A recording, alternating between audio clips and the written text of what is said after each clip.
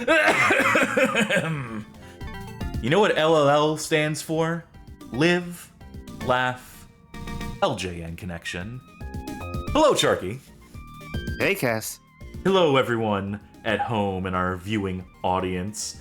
Welcome to the third installment in our LJN Connection series, going through every LJN published game. And this is the year 1990. We've covered the years 1988 and 1989 prior to this.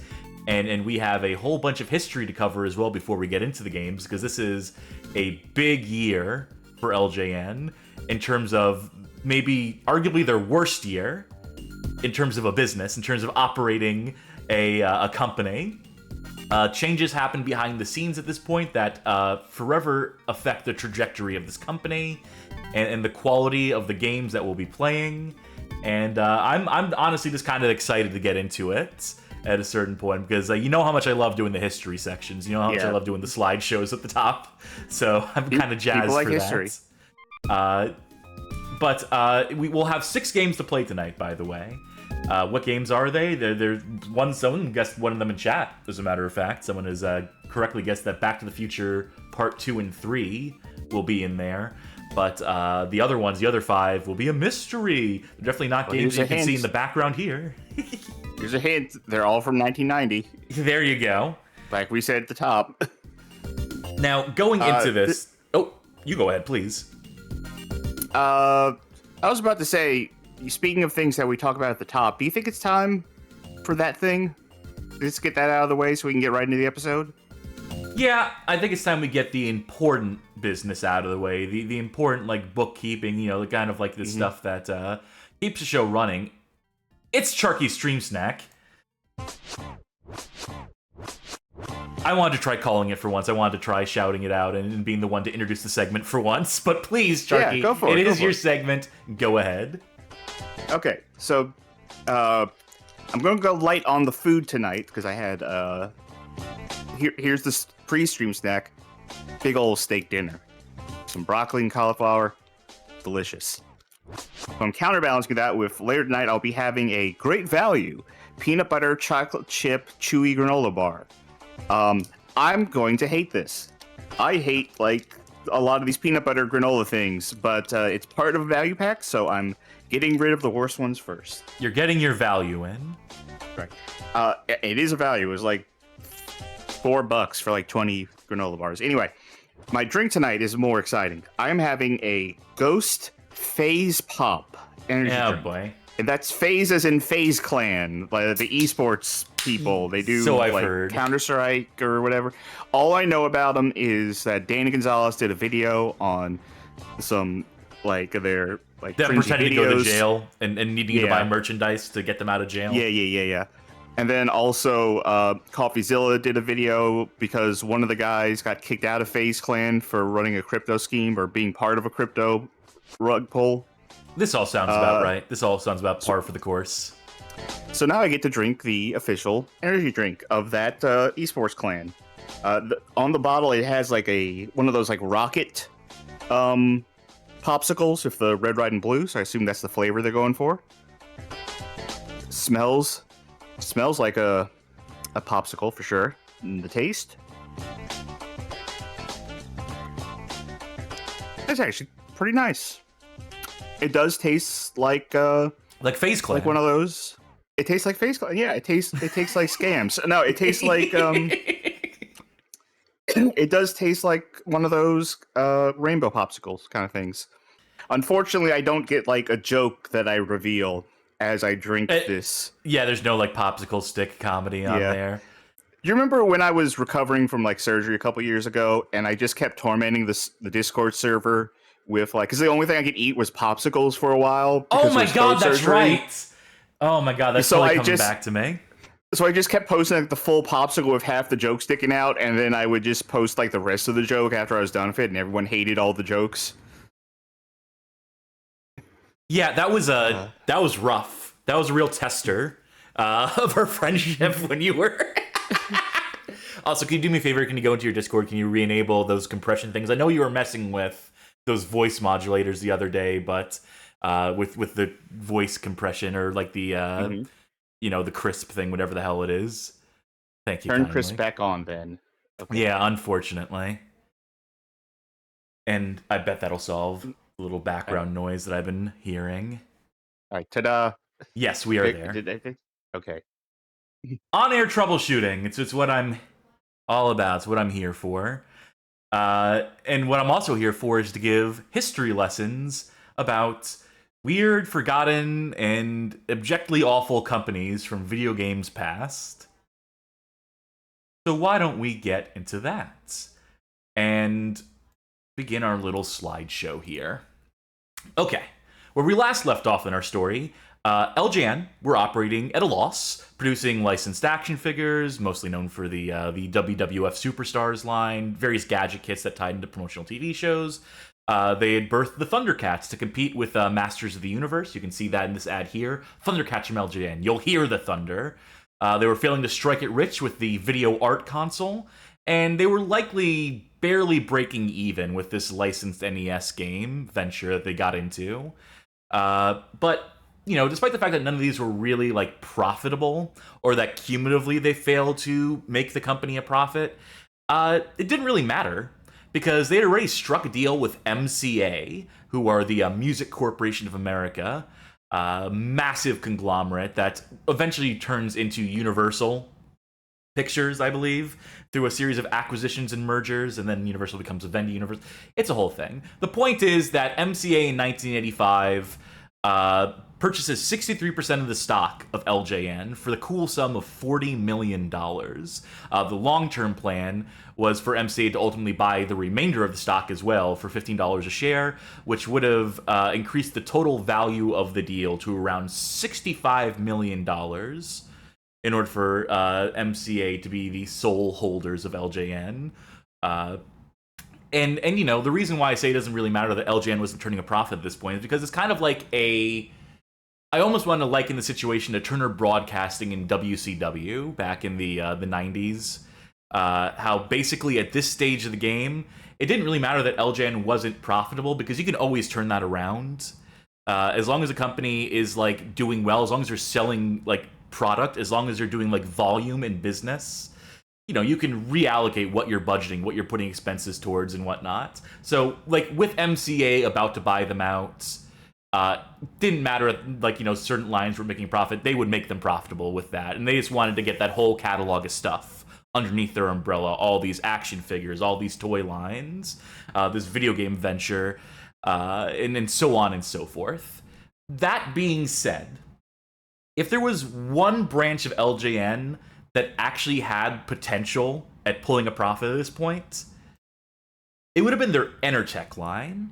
And this is a line of toy guns in water, cap gun, and paintball varieties. With the line having been established in 1985, this predates the likes of laser tag by a year. This predates the Super Soaker line of water guns by 5 years. That comes out in 1990. Nerf darts don't get introduced until 1992. So their competition at this point are really the primitive, sort of water guns you see at the dollar store these days, when there's translucent and really tiny. You have to pull the trigger really hard to get a pithy little bit of water to come out. That's what water guns were up to this point. So they existed, but they were very primitive, boasted these generic designs, these low-powered projectile streams. Entertech, for comparison, are battery powered with automatic fire in 30-foot range on each shot. This makes them the most sophisticated water guns on the market, the most powerful, and of course the most highly desirable among kids. Entertech was set to completely revolutionize the water gun game at this point in time. And this advertised across TV, it advertised in magazines, in sales catalogs. Entertech was sort of a huge fucking deal in the 85, 86 range. People are very surprised that there were battery-powered water guns. Those continue to exist. Super Soaker, I think, eventually did get into the line of they're heavily encased. They're heavily isolated from the water. And this is an Entertech catalog here, by the way. This is like a page that you'd see in one of those magazines. Oh, this looks like the magazines my dad reads. Yeah, Soldier of Fortune, Soldier of Water Gun Fortune. So the slogan for Entertech was the look, the feel, the sound, so real. And people in the chat have been looking at these guns, looking at the gun on the previous screen, and been mentioning how that's what looks like a Tech 22. These look sick. Holy fuck, these are perfect to assault the bank. Hey, by the way, what the fuck is up with the bazooka in the lower left? I'll get to that. Okay, I really want to know more about that bazooka. You'll get to know more about the bazooka, I promise you. But let me do my spiel. Yeah, go ahead. So all these guns are produced with black plastics, matte finishes, so that there's no like shine or sheen on them. They are ultra realistic to the extent to the point where you can see where the serial number was filed off. Yeah, pretty much. We'll get more into the potential problems that arise from having extra realistic guns in the future. But for now, like to understand like how these worked, as realistic as they are, like the magazines are where the water was held. So like for for the submachine gun, for example, you detach the mag, put a new magazine filled with water in, and that's where we'd load the water from. Some of them used backpacks, so you had like a water reservoir that looks like an ammo pack slung around your shoulder or what have you. In the case of that rocket launcher in the bottom, it's like a water grenade. You would launch that projectile, and it'd be like a huge burst of water that came with it, basically. So it would land.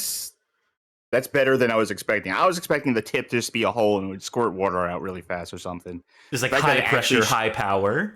Yeah, but the fact that it actually delivers a payload is like, that's better than I could have hoped for. Yes.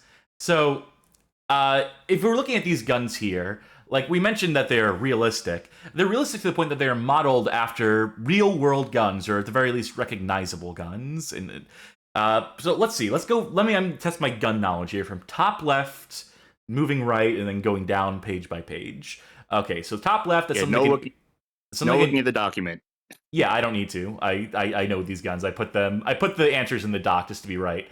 But I think top left is something like an Uzi, or it's like a FK3 or something like that. There's some like it's modeled after like I know it's in one of the Call of Duty games. It was like a PN63 or something like that. Like it has a bullshit name. It's been in video games, but ultimately like it's like a submachine gun type thing.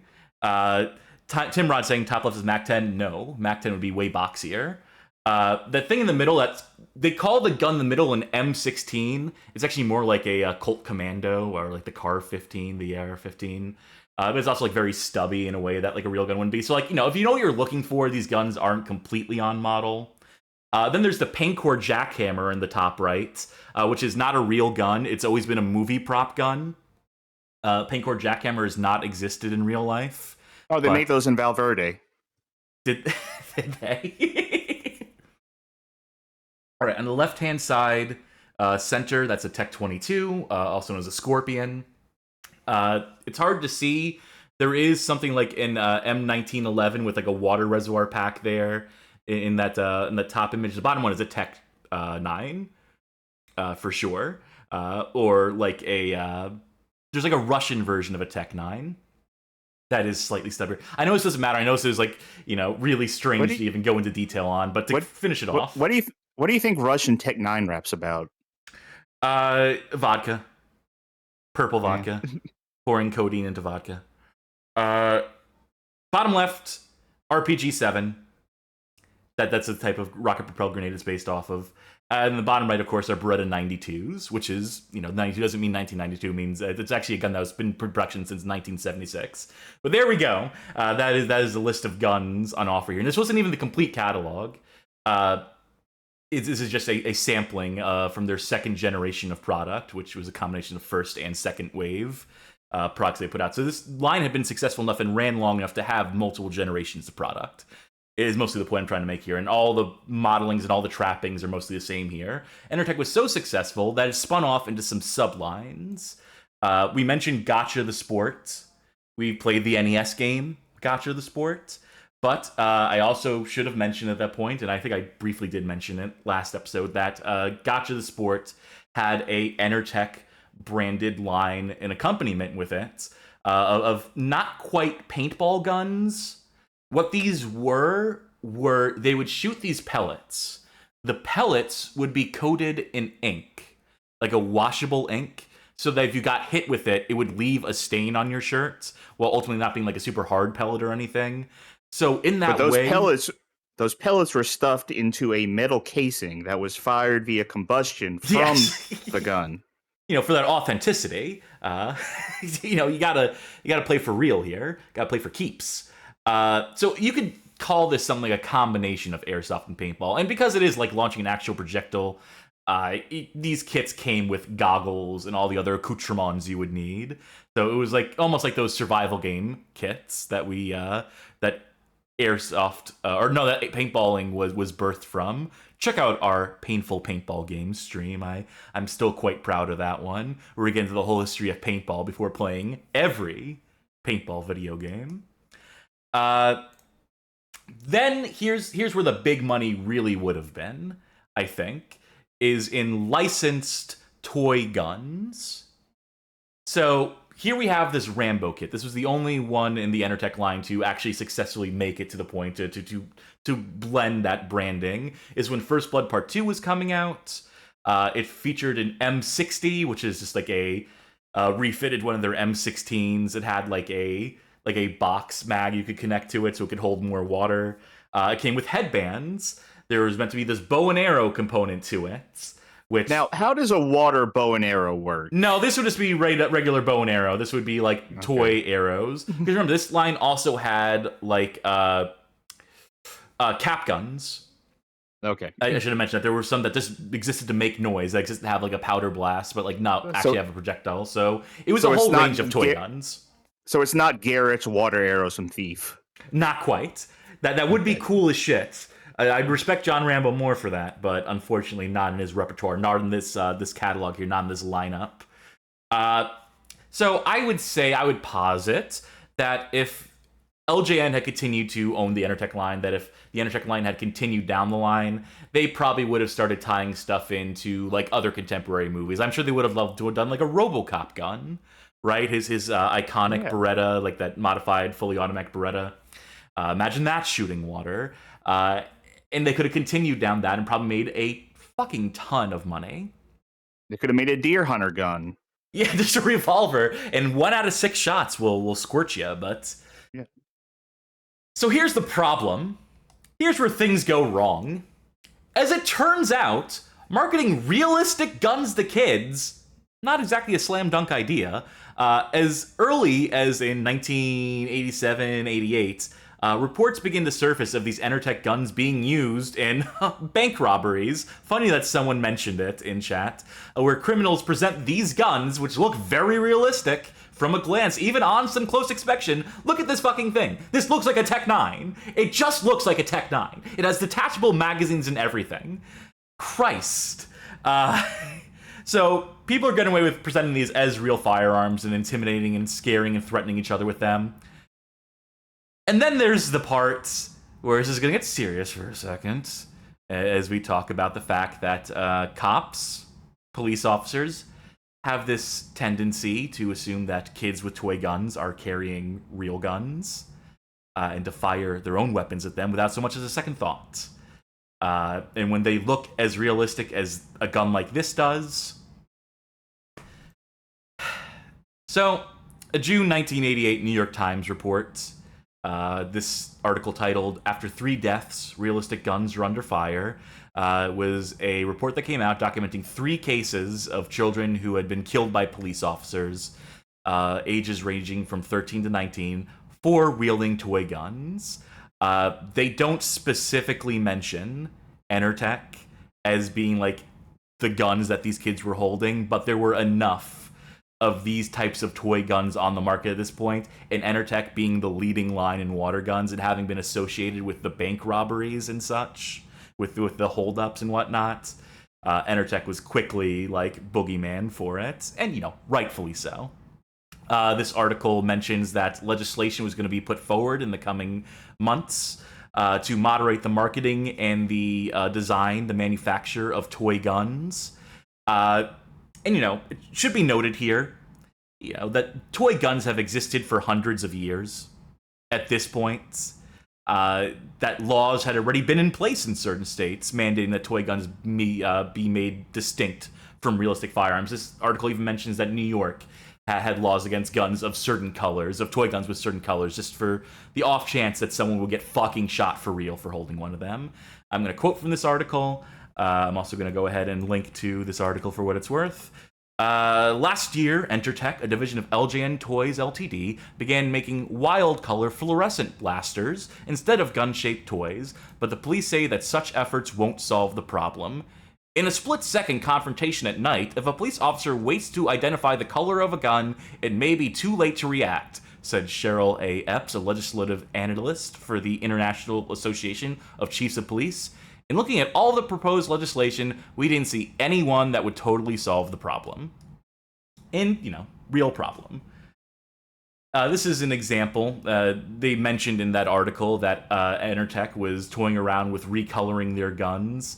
Here's one such example. The bright idea in 1987 to start putting orange tips and recoloring these guns in non-realistic configurations.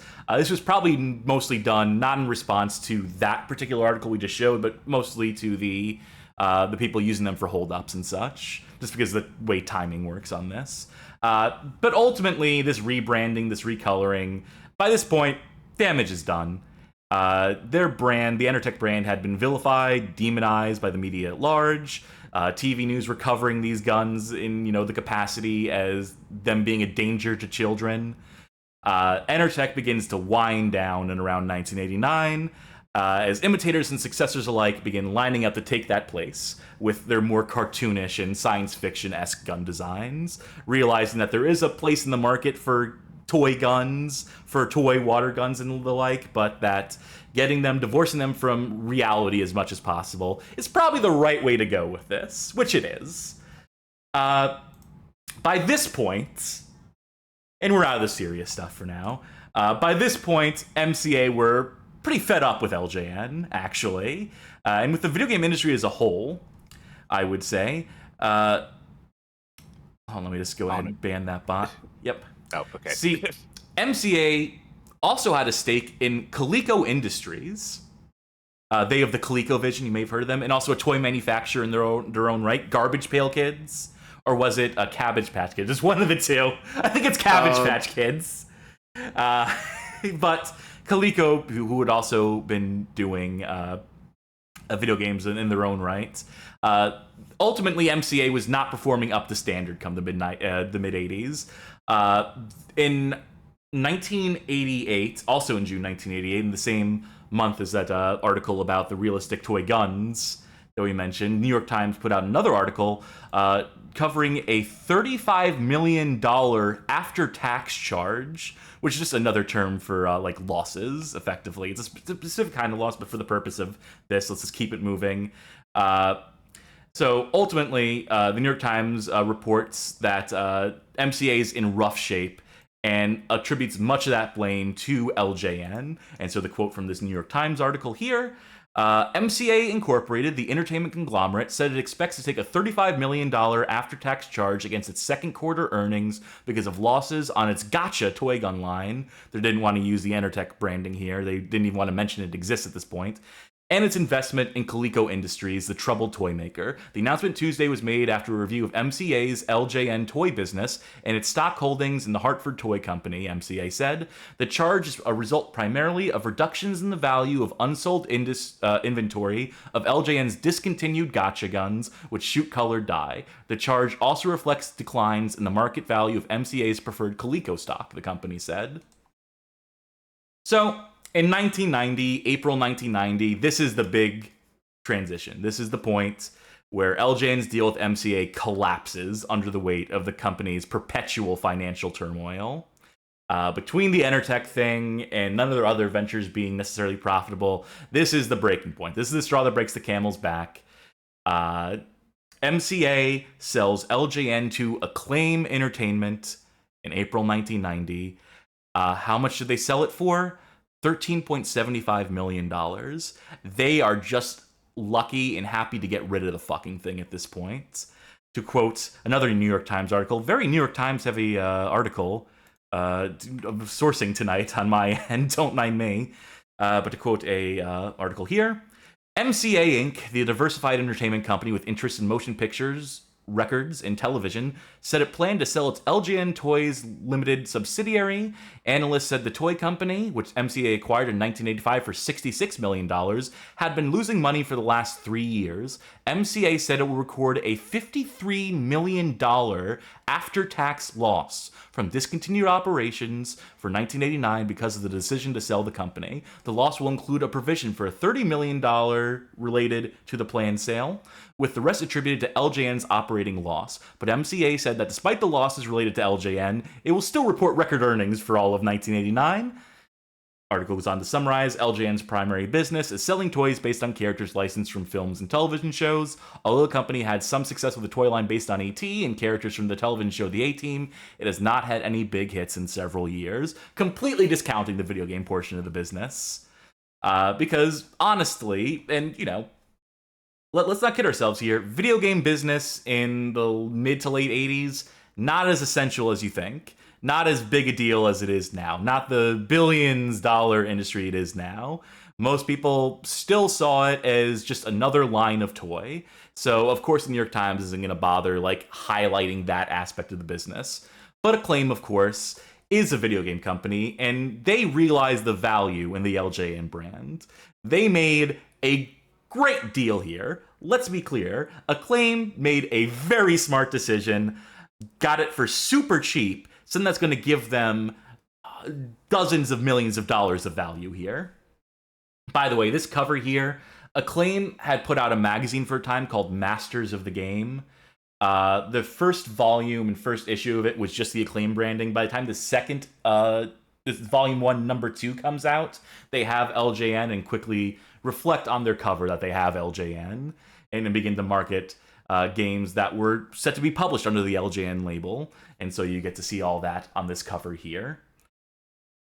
Let's see here. On to our next slide. Acclaim would promptly shutter LJN's toy-making division. They would force out the company's founder and Jack Friedman, who would immediately go on to establish a new games publisher in THQ Incorporated. And Acclaim would put the brand into use in continuing to publish licensed games for the NES and Game Boy, where their primary interest in the acquisition laid, having that secondary publishing label in their pocket, which allowed them to circumvent the Nintendo limitation on how many games a publisher could release on their home console over the course of a given year.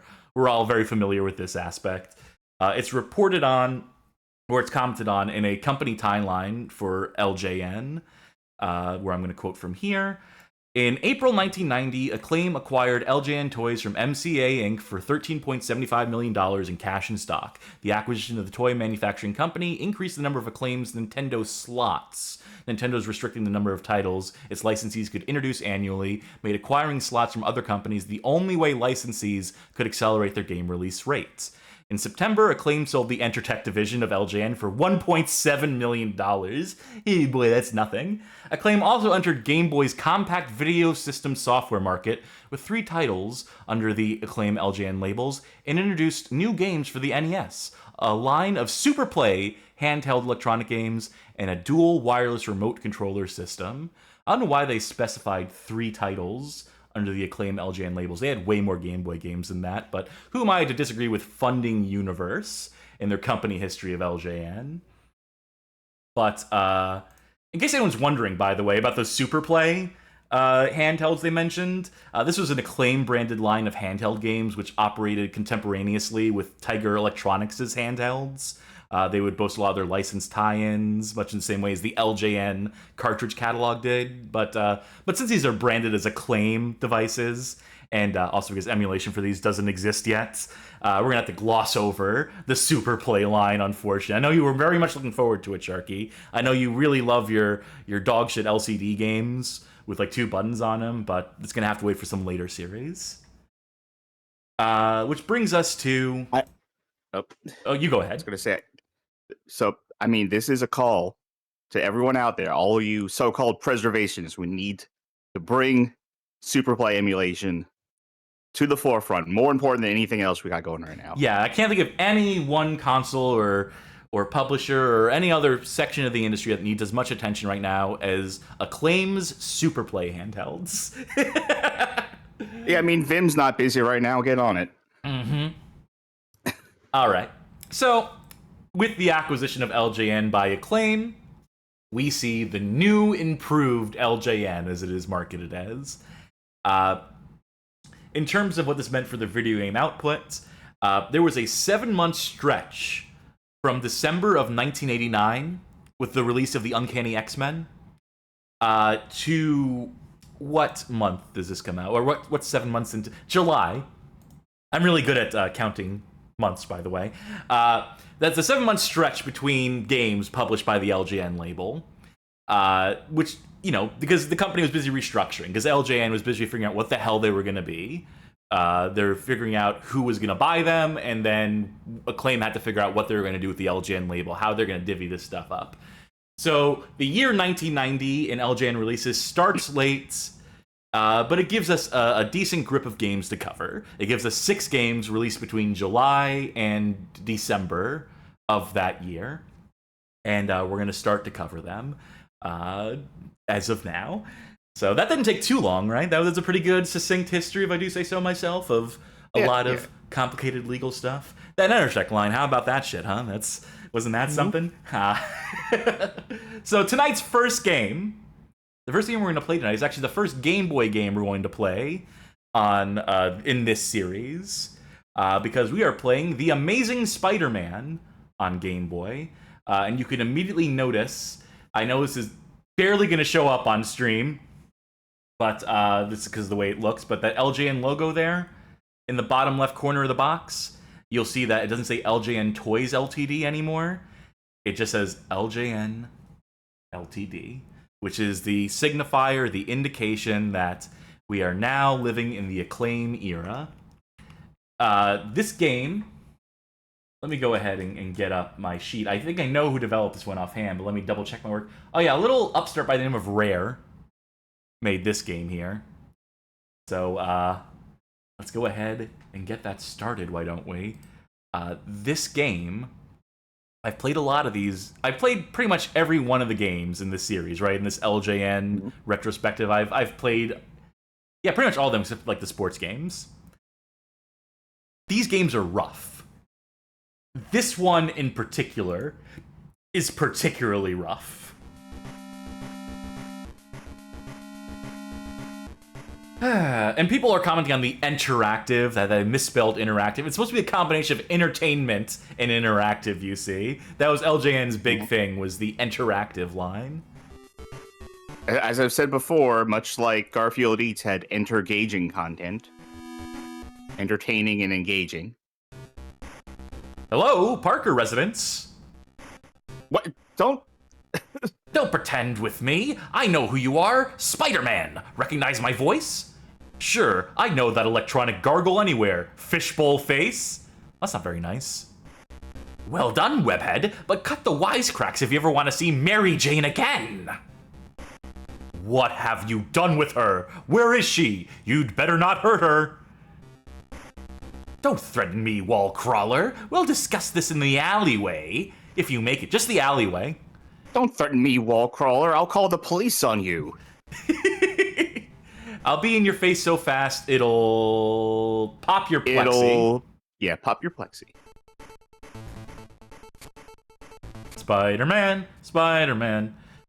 You should get that slouch looked at, Spider-Man. That ain't good for your back. Oh man, I need a chiropractor, all this web swinging. So, how does this look? I mean, it looks like a 1990s Game Boy game. I will say that the when did we do? We did Indiana Jones on Game Boy Chance Time, right? Yeah. I will say that the size of the sprites is maybe not as egregious as it was in that game, even though these are semi-large sprites for a Game Boy game. I feel like the ideal Game Boy game sprite for a character model is like Super Mario Land size. Yeah, not Super Mario Land 2 size, where it's way too fucking big, where it's 1/4 the screen, but original Super Mario Land, yeah. Yes. It's important to clarify that. Oh, Spidey got shot. So you may notice this web swinging gimmick here. That's essential. It's also notoriously difficult to actually get to come out. Can I get that burger? Please say yes. I need the health. I mean, theoretically, Spider-Man would just be able to crawl up the wall. Yeah, that's later levels. Okay. There we go. There you go.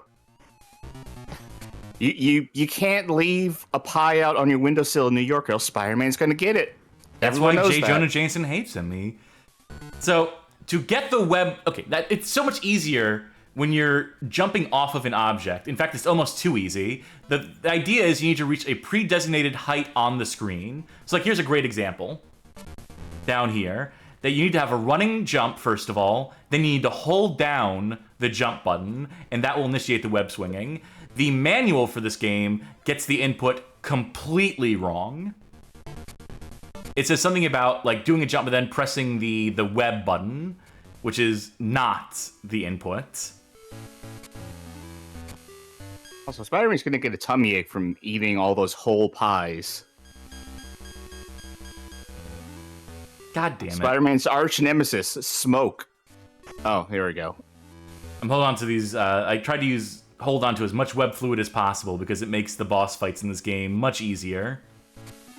Yeah, I always preferred the way Spider-Man Ultimate handled web, where it's just biological and not like, oh, Spider-Man's webbing, you know, the thing that he has to make like well in advance and he can theoretically run out of. Like, no, this should be his innate thing. He's Spider-Man. Got his ass. We only lost one life in the process. That's not bad for me. Bullhead didn't tell me much. Who's this? New phone, who this?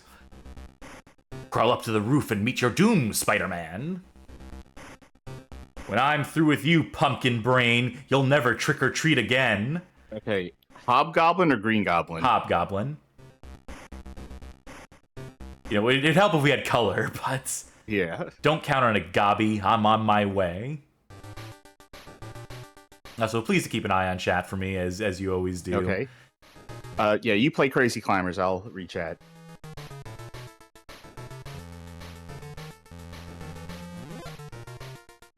Yeah, so you notice the Spidey sense above my head. That indicates that objects are going to fall from the top of the screen, which is a good way to indicate it.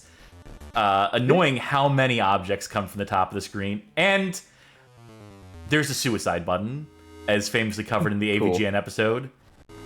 That if you press the Nintendo A, you will just jump and let go of the wall and ultimately plummet. Except that's not true, because if you tap it, if you jump and then press up, you can actually like launch ahead. You can launch yourself forward a little bit. There's like a timing to it. It's not recommended. And it also just means that you're liable to get hit by a bunch of the stuff at the top of the screen, but it is doable. You can recover. This is actually reminding me a lot of another LJN Spider-Man game that came significantly later than this. There's a few. But in terms of like level progression and what you're doing here.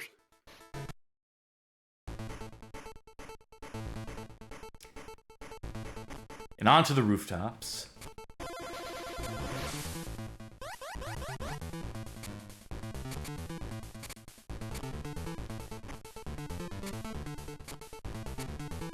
K4 Boom in chat says, "Oh, hi, Mark." Where did that guy come from? The guy who dropped from the sky? Where did... Taller roof.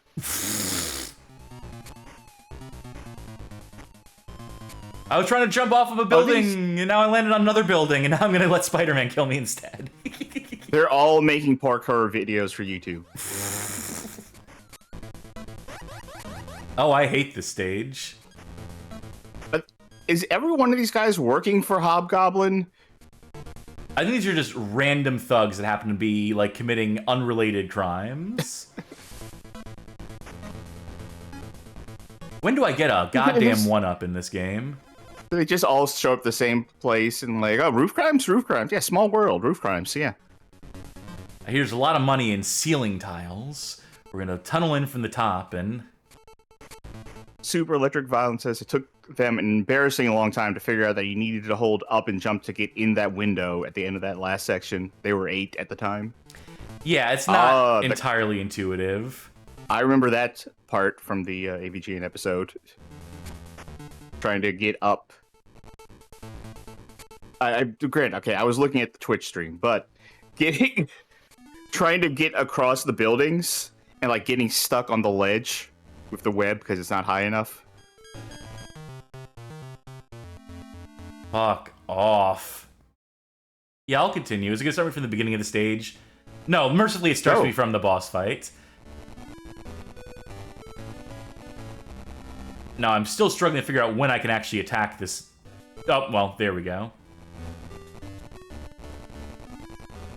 I think I have an idea. Oh, well, I missed my shot that time. This is tough. For the second boss in this game, this is like a tough pattern to learn.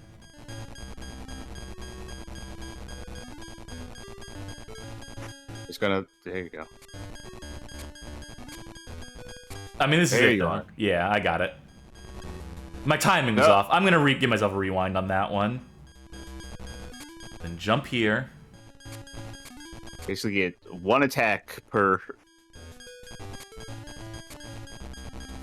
First record says, at least the screen's not a battery chewer. Yeah, darker pixels would have cost more. Black backgrounds and the like. Good job, Spider-Man. You murdered another one of your rogues gallery.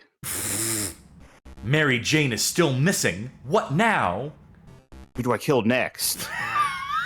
Care for a subway ride? Maybe you'll make it to the last stop. Don't worry about me, tail twirler. Your sting isn't strong enough to stop old Spidey. Big talk, big mouth. Let's see you back it up. That's the Scorpion, by the way. Stay there, Scorpy. I'll be on the next train. It's great how all these Spider-Man villains are basically like indistinguishable from one another without the benefit of color.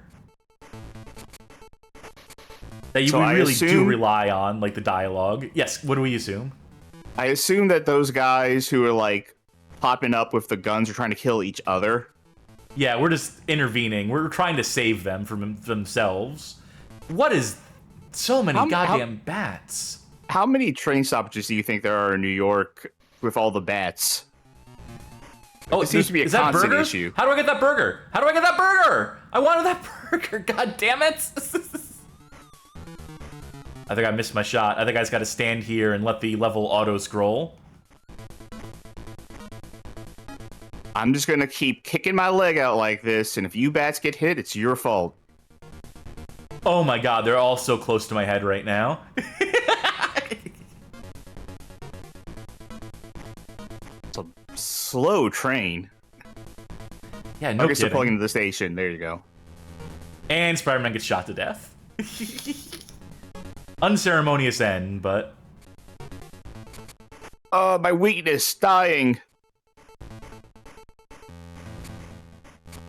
Jesus! Oh! Yeah, there we go. Who took this pie I was letting out to rest in the subway? It's the perfect place. You see the air from the passing trains, from the passing subway cars. It actually cools it down. It was too hot to eat, so I left it there, thinking, well, no one's gonna, jump on the platforms that hang above the subway. I have an understanding of the bats. They're cool. Me and the bats reached a little agreement, a little mutually beneficial relationship. All right. Oh no, that's no. No, that's not what I meant. No. I meant Scorpion. Oh, the way his attack was going out. This is so much easier in the other fight. Fuck. And granted, my webs aren't doing a ton of damage per hit. They're enough damage. So I should probably give some opinions on this game. Not great. I think one of the worst things is like the range of your melee attack and how long it takes to come out. If you look at this animation, it is like 10 frames. It's 3 frames of animation, but it is like 10 frames on screen in terms of like time passing before the attack comes out. That's the end of the tale, but still no Mary Jane? Who's this? I wonder. This one I can make out. Someone who's gonna run you into the ground, chump. You're still as stupid as you are strong, right, Neanderthal? I'm smart enough to know that a skinny web slinger can't hurt me. He looks like he's doing a shocked anime face. You know, it is fucked up that Peter Parker, like, his identity is known in this game. He picks up the phone and he's like, Parker residence! As in the first thing you see him say in this game. Yeah, I was gonna say at the start, like, don't wear your outfit while answering the phone as Peter Parker. Everyone's gonna know. We can assume he, like, went up to, like, a skyscraper or something where no one could see him or hear him. I'll give him the benefit of that doubt, but it does still mean that also, Mysterio knew. Well, also, every villain just has Spider-Man on speed dial. We have to find the answer by ourselves. I am Headful Redeemed to say something nice. You know, at least there's a variety of locations. We're going from place to place. Mm-hmm. You could do this to skip some of the level if you so chose. Except that didn't work out so well for me. Did find a burger though, so it's okay. Got eaten by birds. It's like you know, playing Kirby, right? And just inflating yourself and just like flying above like most of the level. Except it's a little more dangerous in this, just because of screen real estate and the lizard is just like, I want a level. Here's my level. I don't remember if you fight him individually or not, if he gets his own level, or if he's just a ever-present sort of... You stole my pies from the subway!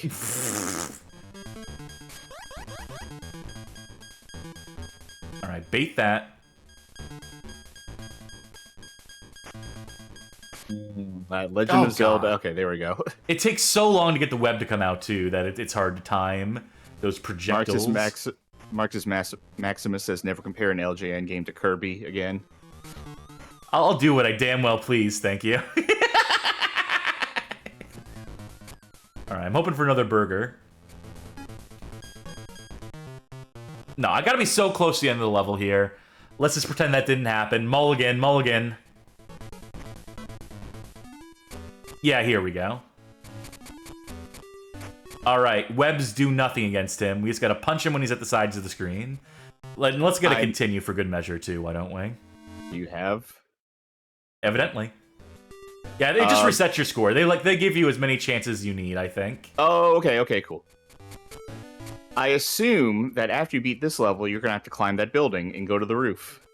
That seems like a safe bet. Because this is the exact same boss arena as when you fought Mysterio. Were you ever much of a comic reader? Yeah. Back in the day?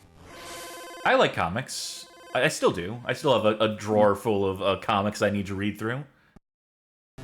I used... Well, let's get through this cutscene. That was fun. Who could this be? It's your deadliest foe, Spider-Man. Bowl cut Tony. Ha! That's a joke, Adam Arms.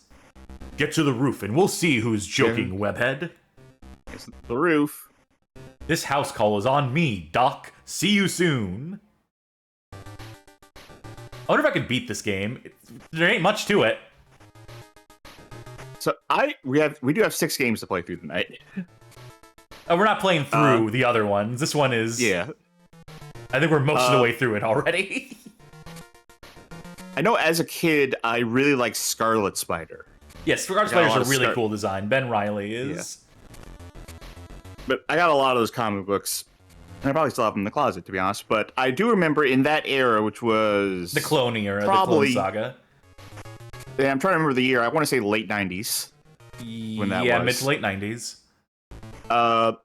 That almost every single comic was issue 1. Yeah, there was a lot of like relaunches in an attempt to like drive up value. A lot of speculator market moves they were making, which... Huh? I'm not even sure what happened there. I think I clipped I think I bonked my head against something and... Fuck it, let's just do this. How far can I get doing this? That far? That far. Let's see where else we continue from. Over the pit, please. Oh, that would have been so good. You know, I guess I don't even need to rewind. Who gives a shit? I'm not playing for score. Yeah. So I could just do this, theoretically.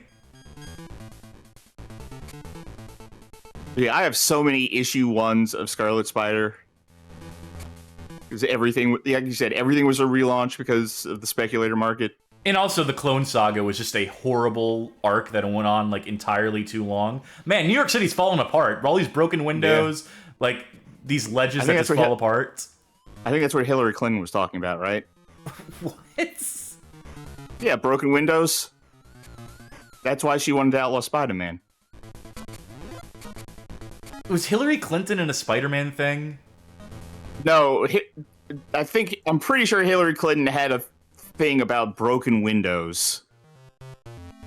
Deep cut. Which is to say that the aesthetic quality of the neighborhood... Oh, you do have limited continues. Fuck off. Oh. Ugh. All right, what I really should see is if there's any sort of way to deal with all these birds. Because this is, like, miserable design here. Oh, okay, you can kick while you're... Alright, let's see how far I can make it with no lives remaining. I really thought I just would have had infinite continues. They don't have a continue counter on the screen, so it makes you feel like you have infinite continues. Lie though it may be. Also, I'm going to run out of web fluid soon, which is going to be a completely different problem. Oh.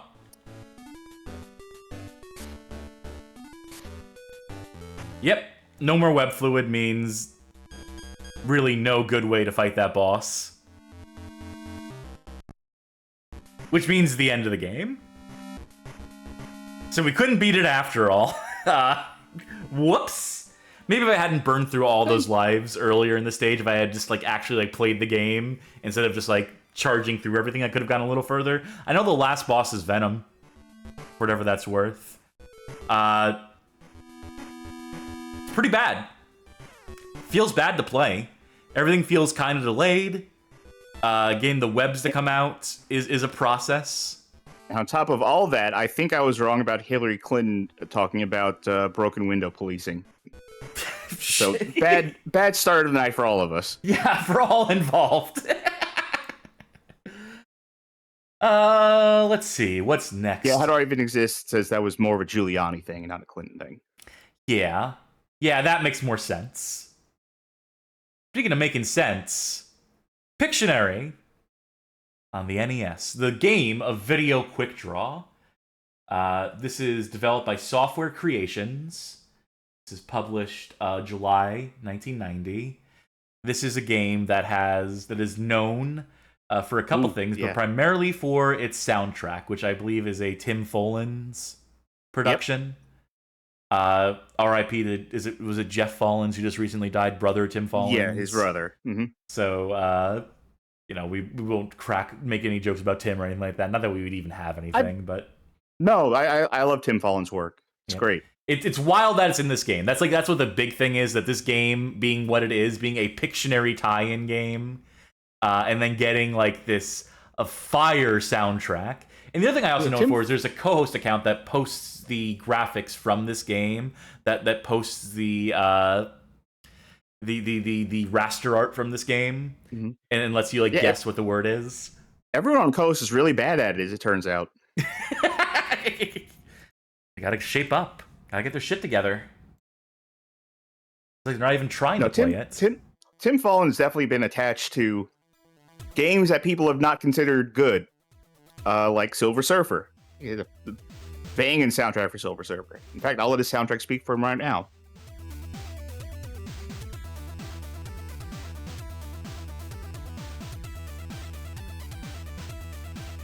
I can boost a little more. Let's boost it to 8, why don't we? Is this good volume for everybody? Is this content level of volume? Us talking and ducking and hearing the game. I feel like I want to lower it a little bit more just to be on the safe side. But yeah, wild that Pictionary on the NES gets this. Like, this is like any game with Tim Follin the soundtrack. Like, if you go look up the soundtrack on YouTube, or any of the songs, the comments are always going to be, Tim, you don't got to go this hard. How about this? How about this balance? Because people saying the game was still a little too low. It needs to be low while we're talking. You need to be able to hear us. And chiptunes are basically like solid block if you look at the waveforms. So you have to I would partially recommend that if you wanted to listen to the music, and you should, like, go on YouTube, look them up. Yep. You'll be amazed what you find there. All right, enough of that song for now. Regular game, alternative game, drawing practice. Let's just do a regular game. Why don't we? I believe 2 teams? I think one team... Okay, one team is a different game, I think, than other numbers of teams. Because one team, you're playing against the computer, and 2 teams is like 2 people are going to be drawing. But I think one team, you actually play mini games or something. All right, let's do... Briefly looked over the Wikipedia on this game before we... I had to press start because A wasn't selecting the letter... Oh, you know what it is? It's... Wait, no. So it's left and right to select... Okay. I was just not pressing the button hard enough. To actually select the letters. We're gonna be the baddies.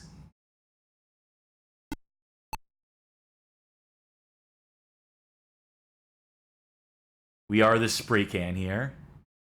Press start when ready. Ready as we'll ever be. And you are in with you're in this with me, right, Charkie? You're gonna make some attempts here. Well, I think you're the only one who's going to be playing because you picked 1. I thought you were telling me that one team meant 2 people. I thought you were describing I'm looking this up now. I said I think, but it's if you play against the CPU or if you only play with 2 people, then the game is played by completing a series of mini games. So if we had more than 2 people, for fuck's sake, then it's a different thing. If you play in teams of 2 or more, see, this is why this is a fucking dog shit way to present this. To say how many fucking players are on each team. To say how many people are playing right now. Oh, we have 8 people playing. Okay, how do you want to divide up the teams? What is this cryptic bullshit? Be better, games. Be better. See why this is confusing? Software creations. How many per team? 1. So that'll put us in minigame territory, which is fine if we're doing 2 people.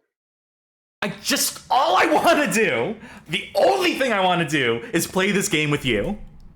How the fuck do we make that happen? Okay, there's 2 ways to do it. One, the way we're doing it right now, which I think puts us in like minigame territory, which is his own thing. Or if we do in teams of 2 people or more, so 2 teams and we say we have 2 people in it, then there's like the whole drawing thing. But the thing is, like, it would have to be like the other person who is not here with me, because it's only you and me, would have to guess what the word is. The only thing I want to do is draw a fucking picture and have you guess what it is. That's the only reason I want to play this game, besides the fact we need to. It's mandated for the show. How the fuck do we do that? Okay. I don't give a fuck about the minigames. The minigames are... Who gives a shit? We could fake it by doing, I think, 2 teams of 2 people. Okay. Baddies. Now, here's the thing. This game uses the honor system, right? Yeah, I'll close my eyes. I'll be fine as long as it actually shows us. All right. Is this like the CPU? Is what we're naming here? No, this is me. So, I guess I'm naming you. Do you have control? I have control over your destiny, over your name. Yeah, go for whatever. Pro Striker 92 in the chat says the goodies. So I'll go with that. Okay. Now, God damn, it's so bad. For the folks at home know, as an extra complicating factor, I injured my arm today. So I can't use my left arm. So I have my controller set up so I can just use my right hand to play, which works. But if I play badly today, that's why. Only the artist may see the word. Everyone else must close their eyes. Okay. I gotta look away. I'm looking away. How the fuck? Okay. All right. Yeah, can I look now? Yeah. Okay. Oh, this is... Oh, it's like you're piloting a Roomba or something that can draw, right? Yeah. And they gave me a frankly impossible word. Okay. I not only is this, like, awful... It's a key, right? I can just keep guessing as far as I know. Like, it's just us. There's a select button that's supposed to, like... I don't know what it's supposed to do. Select is undo, I guess. I have no idea how to draw this thing. Even if I had a pencil and paper, I wouldn't know how to draw this. Manscaped. No. Shag carpet. I tried to press start to see if it would do anything, but I didn't realize that it was just going to end me. Let's go ahead and say I would not have gotten that. Yeah, no. Start for incorrect. Okay. Oh, you know what? This is a one. I think this is game, pass and play. I think this is a pass and play thing. This game, fuck this game. Just for the purposes of our stream, this is horrible. This could not be any more frustrating. Just in terms of like. All right, I think you should have control now. I'm gonna block my eyes. The fuck? Oh, that's always promising. All right, good luck. Bullshit. Well, okay. This one is me learning how to. Wait, where'd you get that circle tool? I pressed down. Okay.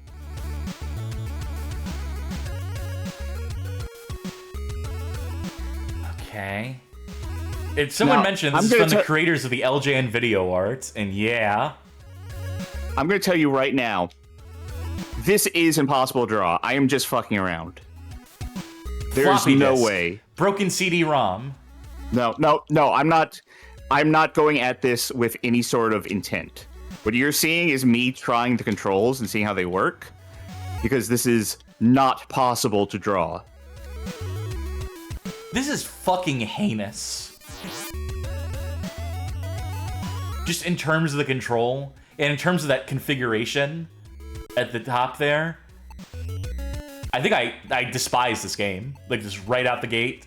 Like, you know, a bias, like, coming, like, forward, just, like, in terms of being difficult to, like, stream out. In terms of being unclear how it's supposed to work. In terms of controlling this, though, is, like, where it all falls apart. We're gonna play real quick. Hangman, 3 letters. Okay. C. Go.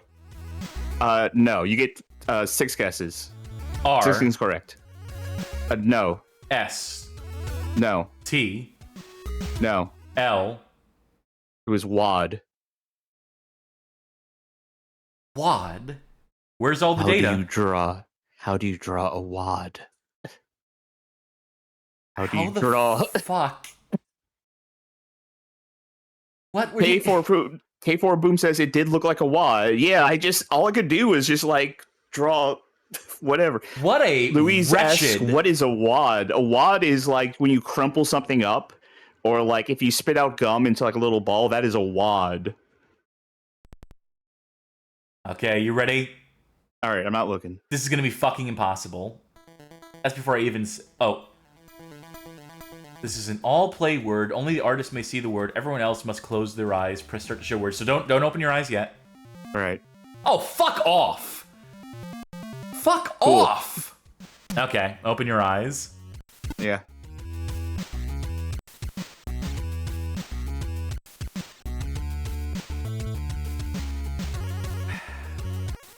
I assume that circle is just you were testing out the button. Yeah.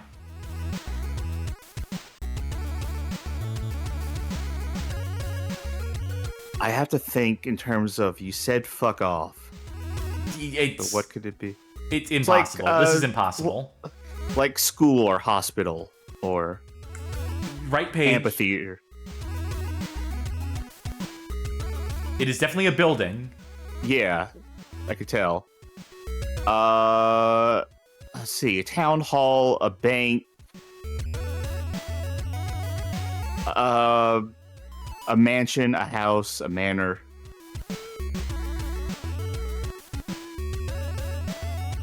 A university, college, elementary school, some sort of school. I know you can't answer questions like that. Okay. Imagine this is like a really cool piece of art. A museum. Yes. Okay. Select winning team. Nobody did. Wait, no. Oh, okay. I had to press select to select who would. Congratulations. Okay. Do we ever like move spaces in this board game? I don't know. Press start when ready. Okay. Only the artist, so look away. Fully aware of what I'm doing. Oh, Can't Jesus. you see? Okay. I'm gonna drink up while this is fucking happening. I could theoretically draw this if I wasn't playing this game. Yeah, how do I even exist mentions? Why the hell would anyone play this instead of pencil and paper Pictionary, which is free? Anyone can just get a piece of paper and a pencil or any other drawing or writing utensil. All right, bubble. God, it's so hard to... No. That circle is... I didn't mean to do that circle, by the way. That is intentional.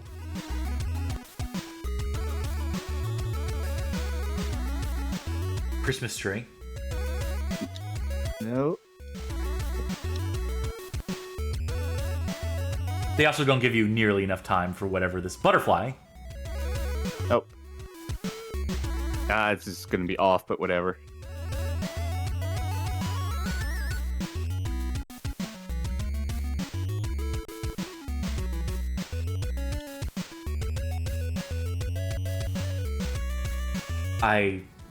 Violin, guitar.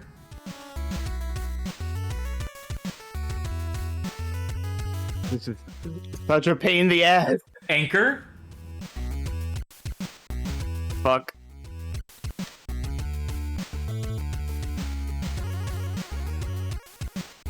Mothman Prophecies.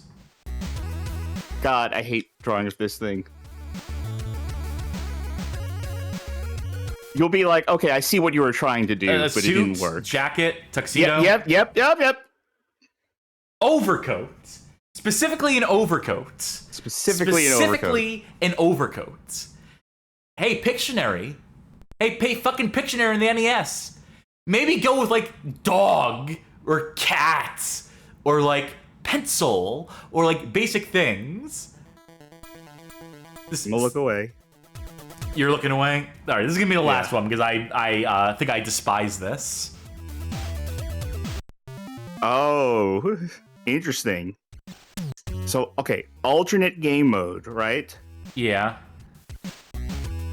The way that works is that the computer doesn't pick the word, we pick the word. That's probably a better way to play. Still not a great way to play. Sad. Disappointed. Frown. Yeah, I was gonna do an arrow pointing to it, but it's frown. Alright.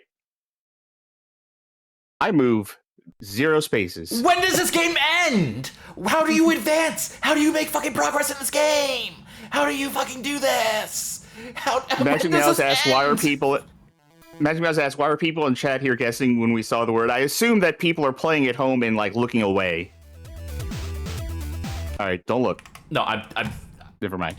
Okay, let's try the mini game thing. Let's just see what that looks like. That's be under regular game. One team. So that's just gonna be you. We have to find the answer by ourselves. It's gonna be what it's gonna fucking be at this point. That's fine. The less I have to interact with things, the better.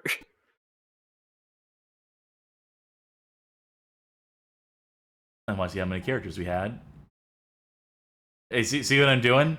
I'm putting a curse word in the NES game. You can't do it. I was about to say Spider-Man's about to jump up and punch it. The empty head is what you get if you submit an empty. You get to play a mini game now. Hey, so what do you want me to do, game?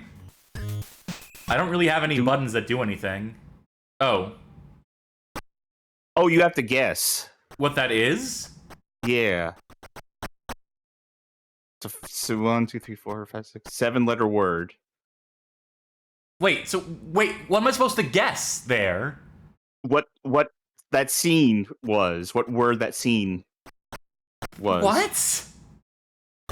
Flubber. That's 7 characters, right? And absolutely, definitely the answer to definitely one of the licensed property here. Licensed property that came out after this game was made?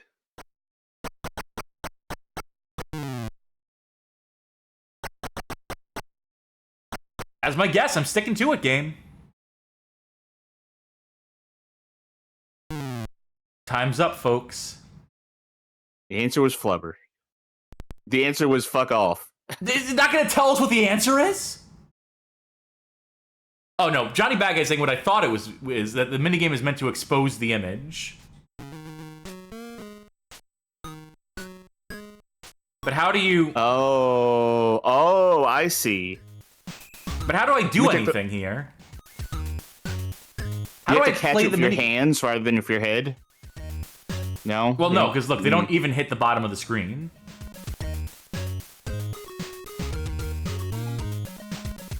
Yeah, they stop at a designated point. Reveals a part of the picture, and after the minigame is over, you must guess what the picture is based on the amount you've been able to reveal. Well, I'm pressing both the buttons and nothing is happening. I'm doing every direction on the D-pad and nothing is happening. The manual calls this game Warehouse Shuffle, says Young King. Does it tell you how to fucking play it? Oh! There's boxes on the side. Oh, I get it. I get it. All right, what is that? Sharky, well, see, now when we rate this as the second worst game, we'll have more context into how it's supposed to be played. Oh, the second worst game, you think? This is the second worst game. Do you think this is worse than next? You know what? Yes. We'll get into that later. Yes. You know what? You might be right. You might be right. Fuck it. Not even a guess. You're goddamn right it's not. That's we'll never know what it is. The winning move is not to play. Oh my god, are there any other minigames besides this? Maybe you have to beat this one to be allowed to see any other ones. I'm just gonna max it out and then get 3 almost every time. Oh, we actually lose time if we... okay.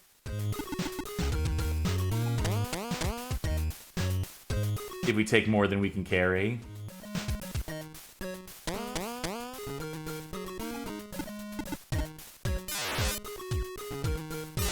Fuck. It's a down arrow.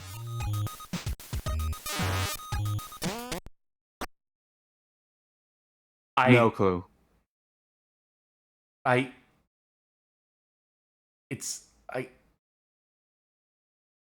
Arrow pointing at something. This is impossible without the full image.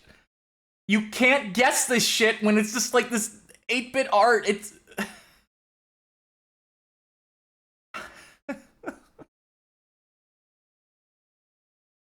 I can't even begin.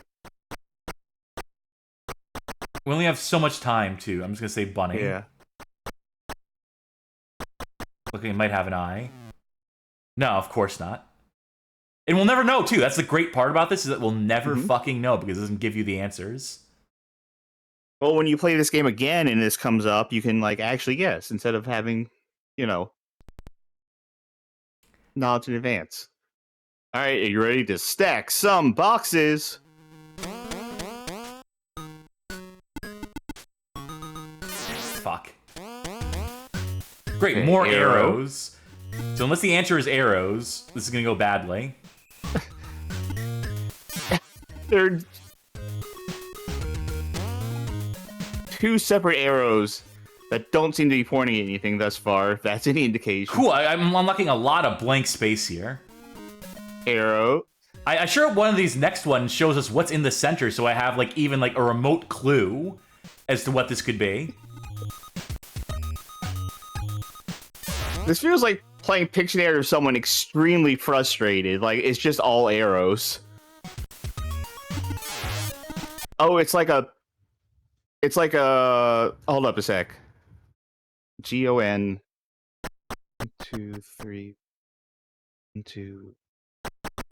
We only have so much time to guess. It's like a octagon or hexagon, but that's not enough. I thought maybe like a whistle. Polygon. No, not even a guess. Charky, this is the worst video game I've ever played in my fucking life. I despise this with every fiber of my being. This is just dog shit to a degree I rarely encounter. I cannot believe this was allowed to sell. I can't. I'm looking at this. I'm so fucking furious at this. Like, the fact this was sold for money, I am offended on behalf of anyone who got scammed by this. Natsume's wondering if there's a collection of the full images. There is. There's a co-host account also that posts them, as we mentioned earlier. I'm done with this garbage. I am absolutely done with that piece of shit. We'll see where that lands on the ranking later. Yeah, I wonder. Is this my radio helicopter for the LJN series? Who knows? Oh my god, I don't even know if I can go on after that. But we have to. It's only 2/6 of the game. There's only 1/3. Nothing's gonna possibly do worse than that, but here's Back to the Future Part 2 and 3. This one was developed by Beam Software, returning to the show. They did the previous Back to the Future game as well. The previous Back to the Future game rated fairly highly on our list. I think that game is fine. Will this game stand the test of time? 2 exciting missions in one incredible game?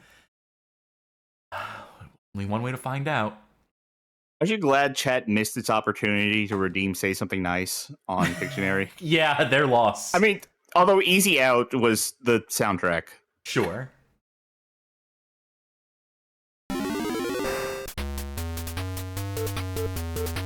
So, Back to the Future Part 2 and 3.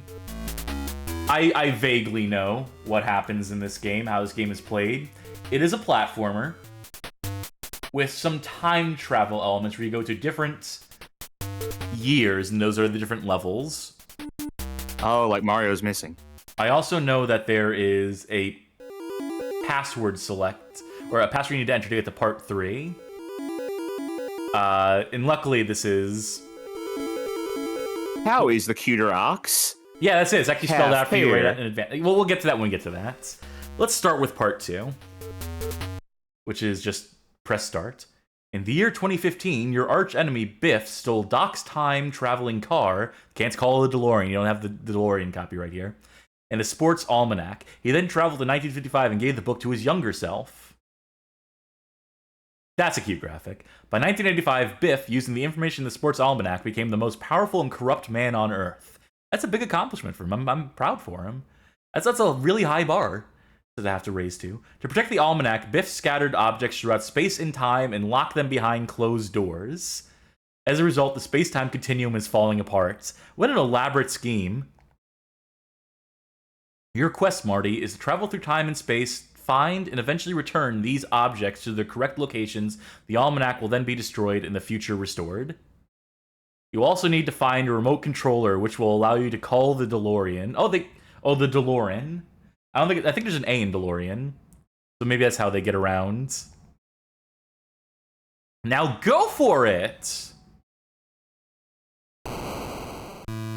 So this is the Back to the Future movie I've seen the most of. Out of any of them. I still haven't seen all of it, but like it was on in a hotel room I was at once. Oh, can't say I cared for it, but right. So I remember that you need to step on enemies, that you need to Goomba them to. Yeah, boy. So it begins. I was hoping to respawn the enemies because clearly one of them dropped a key, and I'm assuming that key is going to be kind of necessary.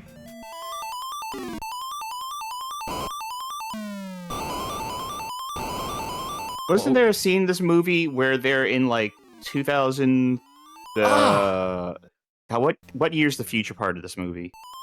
2015, right? Yeah. And like, there's a scene where they're showing how much of the future it is, and part of that is Marty's future self gets a fax. Yep. Alright, so we can go back and forth between various different planes by going up and down through these doors, which is always one of my least favorite things in platformers and 2D platformers. I don't have a head for navigating, like, you know, forwards, backward, like up and down, like switching between planes or whatever you want to call it. So a game like this is just like a nightmare for me, like immediately. The other thing is that the items that drop from enemies, not knowing what side they're going to come out of, and them not going high enough in the air to like actually grab them out of the air, is maybe one of the most baffling and infuriating design decisions I've seen in one of these platformers. Because these items are necessary. What are you even collecting?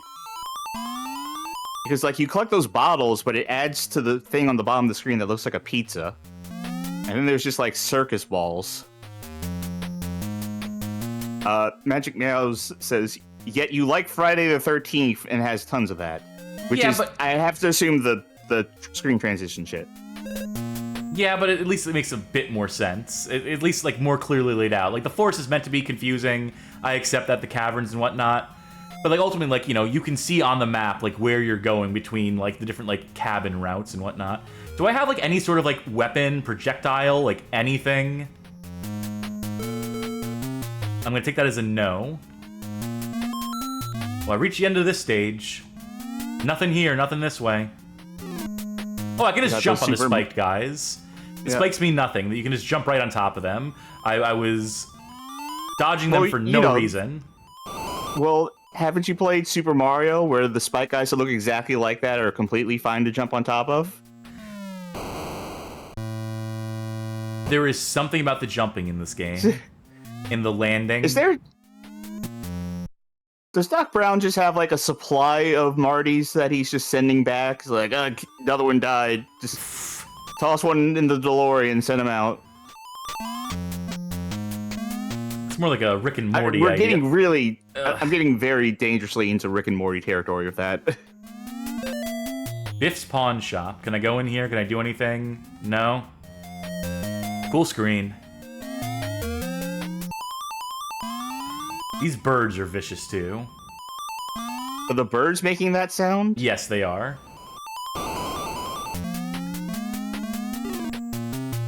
Alright, so that one didn't have an item. Most of these things don't have items. I have no keys. Wait, that's a bad thing? That hurts. What is it even supposed to be?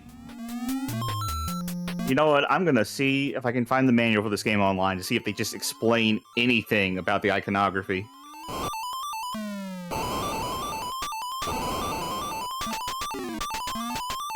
The Lion Estates. That's great. I wonder if I had a key, maybe I could get in there.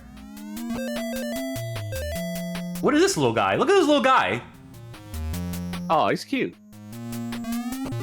And he's dead. And just another dead end. Just another completely pointless. Is there anything I can do to, like, clue me in as to which direction I should be traveling, where there might be, like, actually relevant enemies containing items I might actually, like, want to, like, get or something? Is there any sort of indication? I mean, I know the answer is no. Scan. Okay. All right. So the bottles that you're picking up, which is represented by like a pizza on the bottom of the screen, that's all junk food. For the DeLorean? No, for you. Pizza, sodas are worth 1 point, a slice of pizza is worth 10, and 100 points gets you a life. The balls, the circus balls I said, are nuclear fuel. That's what you need for the DeLorean. You need 16 units to go between the years.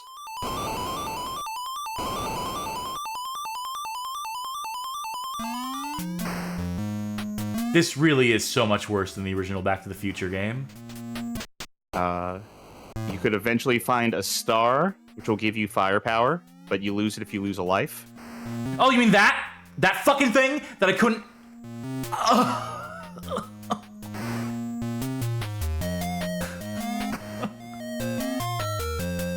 Is tonight the night that breaks me? Is having to play 2 pieces of garbage in a row going to be the thing that breaks Cassidy? The queen of bad games? Have I met my match? The game says that you should have a map, or be making a map, like, by hand. And there's an item called the compass. Oh, and the compass... we're cheating. That was just points, I think. Anyway. Oh, what's this? Let's see. What did that look like? Oh, it's like a seed you can plant and it becomes something probably in the future. Right, You need to yeah. solve some sort of puzzle. Oh, yeah, you need to do that specifically. That's the seed pod. So there are places in 1950... There's places in 2015 that you won't be able to reach, but you'll have to go back to 1955, plant the seed, and then you can get there. So if you don't know where the right place is, then you screwed up. Fuck off! Why did the birds need the sound effect, by the way? I could Bird not alarm. get a single key in my attempts. Check this out, though. We have a hoverboard. I can use this to get the fuck out of here. Or it seemed like a good idea at the time. So the manual at the end of it says the end of the game. Or is it? You think you can relax, right? Not a chance. There's still one more adventure to go through before the world and space-time continuum is safe. So they do not give you instructions on how to play the other part of the game. Yeah, you need to beat the game and they cover. give you the password. They give you the codex to complete the... But the instruction manual for the game titled Back to the Future Part 2 and 3 does not have any instructions on how to play Part 3. Yeah, they need you to beat the game first so you can... It says, like... I remember the ending screen to this. It says something to the effect of, "Great job, Marty. Your time travel is behind you." Or is it? Use this password, press B and select on the title screen, and then enter in the code, "Flux capacitor is the power." And then it takes you directly to part 3. You know what I'm saying? Is unless part 3 plays like exactly 100% the same like this, there's no instruction in the instruction manual on how to play part 3. In terms of how to play the gameplay parts of part 3, not how to get to part 3. It is the same. Fucking hell. They give you this projectile, but then this makes it impossible to collect the items unless you know they're going to spawn, unless you know they're going to drop. So it was great that I finally have like an attack that I had to unlock, but it complicates things because if you're not just like stomping directly on these enemies here, then you're liable to lose out on the item that they drop, which is arguably more essential than your lives or survivability. Like, all that matters is getting those items. Have you been entering any of the manholes, by the way? We have to find the answer by ourselves. It's the manholes? Is that where I need to go? I thought I needed the keys for the doors to get to the mini-games. I'm just saying that the manholes are an option, apparently. That you can press down to enter manholes. Well, that's not a manhole, apparently. Yeah. Some Tiger Chimera redeemed to say something nice.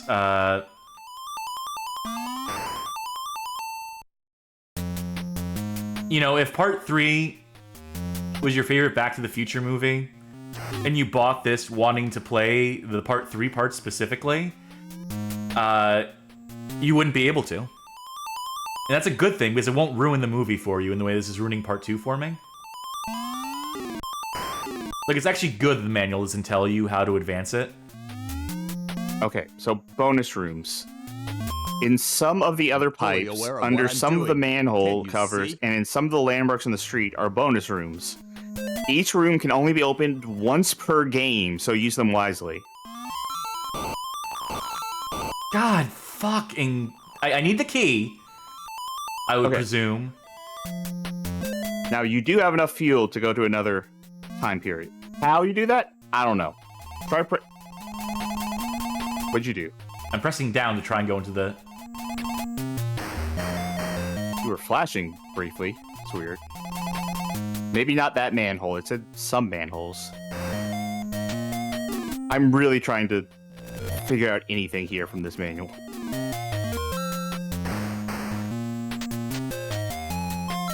I picked something up here.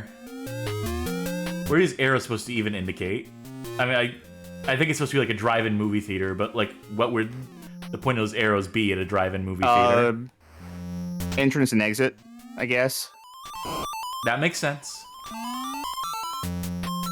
How the fuck would I get up there? There's no like super jump or any. This must be where you plant.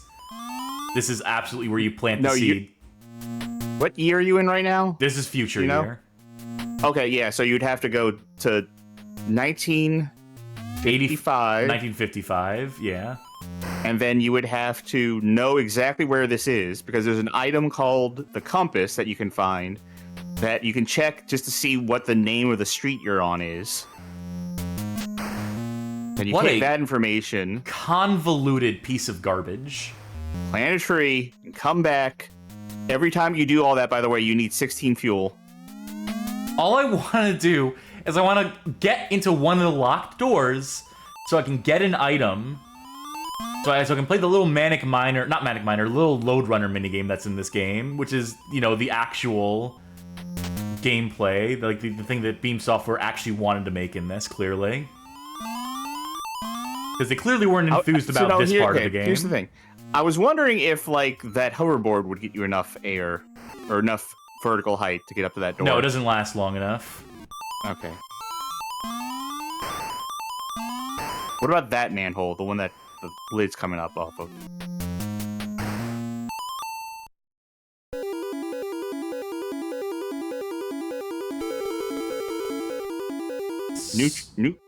Neutral.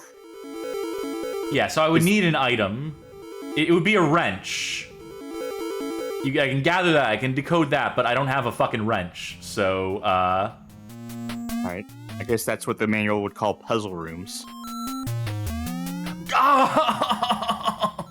All I want to do is just find one locked door, and then we can skip to part 3, and I can show you what part 3 looks like, because I know the password. How do you travel in time? How do you do the remote control.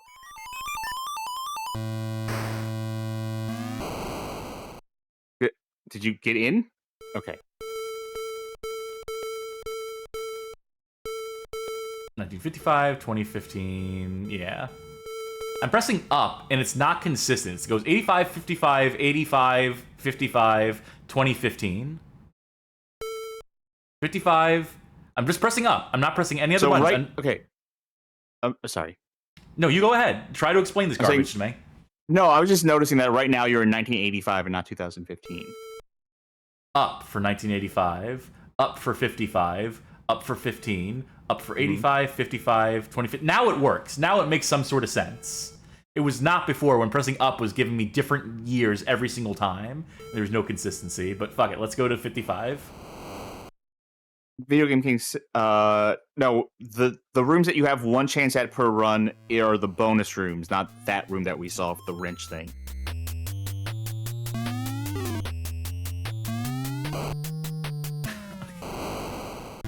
So close to getting one of those 1-ups, whatever that's worth.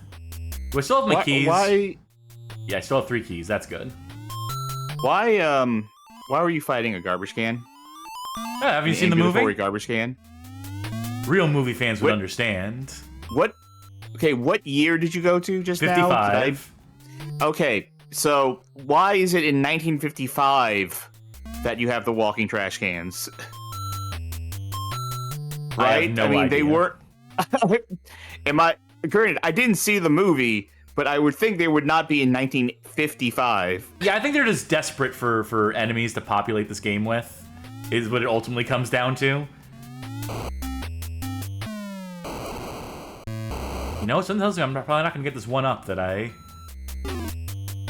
love it so dearly. It's so diabolical the way the items fly to the left or right. It's such bad design. It's so needlessly cruel. And also the way you have to wait, that you can't just stand on top of the grates. You need to wait for them and then jump on top of them.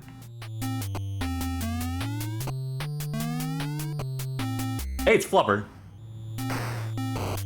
Fuck off! Okay, launch! I think I have to be further away from it.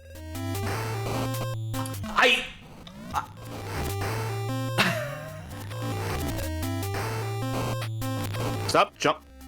Try going down that manhole. No, the going down would just give me that stupid fucking room again that says, "Hey, here's a puzzle. Here's an item you don't have." It said, okay, maybe you can't go down that one. Yeah, that's a no-go. Let's see this one. The manual. This one's also fake. The manual said some of them are the bonus rooms, and not the puzzle rooms. This one's a puzzle room. Zach Galifianakis. Yep, we got it. I don't even know how I get up there. Oh, here's a drive-through if it was not like a hellish nightmare, I guess. If it wasn't in Death Wish 3. I've referenced a lot of movies for someone who like doesn't really watch a lot of movies. Yeah. This isn't Pictionary bad, but I do despise this. I do think this is, like, every design decision they made was the wrong one. Like, having this be a dead end. So I hope that answers your question, how do I even exist? This is very bad. I would dare to say this is exceptionally bad in terms of its design, in terms of its ethos, of its thesis, of what would make a compelling video game, what would make a compelling platformer. Are those pipes in the ground killer? Like, is that just a trap? I'd have to imagine. You have rewind? Yes. Okay. Yep, they're killer. All I want to do, the only thing I want to do, Charky, so we can move on from this hell, is to find a locked door that I can go inside of with one of my keys, and then I can do the other, like, the actual gameplay in this game. Because this is just the overworld. This is just, like, one part of this wretched equation.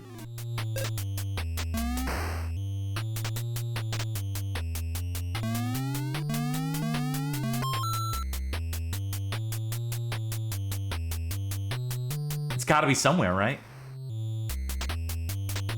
Oh, please be a locked door. Please be a locked door. Please be something. Nothing. It's nothing. It's bullshit. You can't go in. You can't do anything.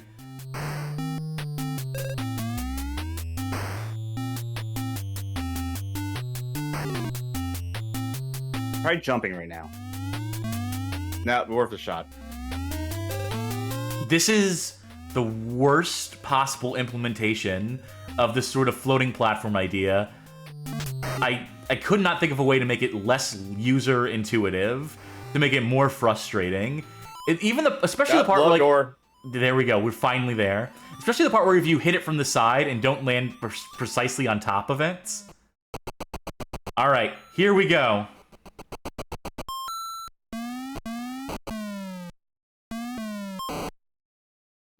Killed by balloon. Luckily, we can retry this. And this is mandatory. You need to figure out how to solve this puzzle, how to collect all the timers.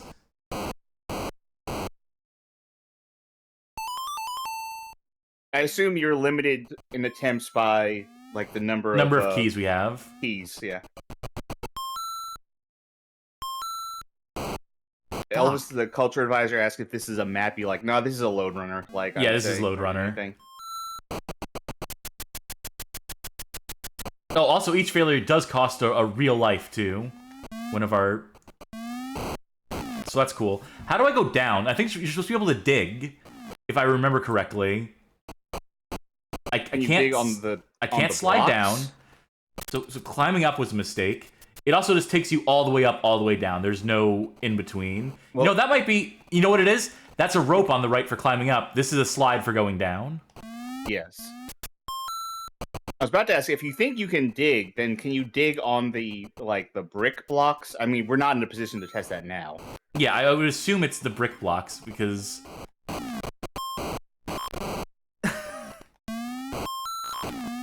This is I mean, there's no Not two areas good. around it. Like that area, like that situation sucks.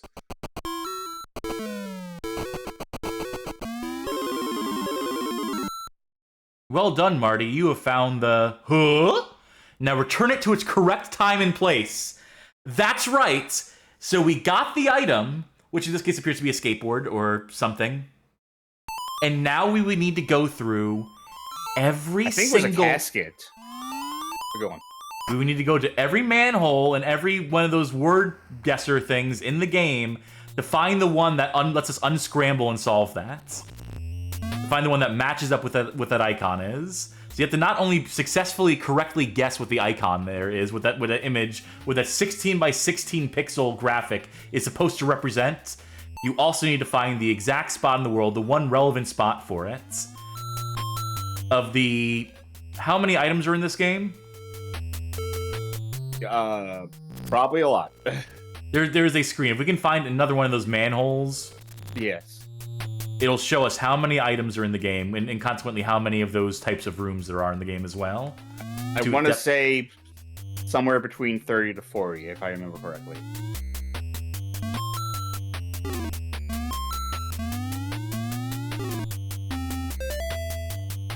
Is anything? No? No. I love these dead ends with no like reward or sense of accomplishment that are just like, yeah, he went all the way to the right. Well, aren't you stupid? What do you think was going to be here? Progress? Items? Anything of value? No, it's just going to be a dead end, you jerk off.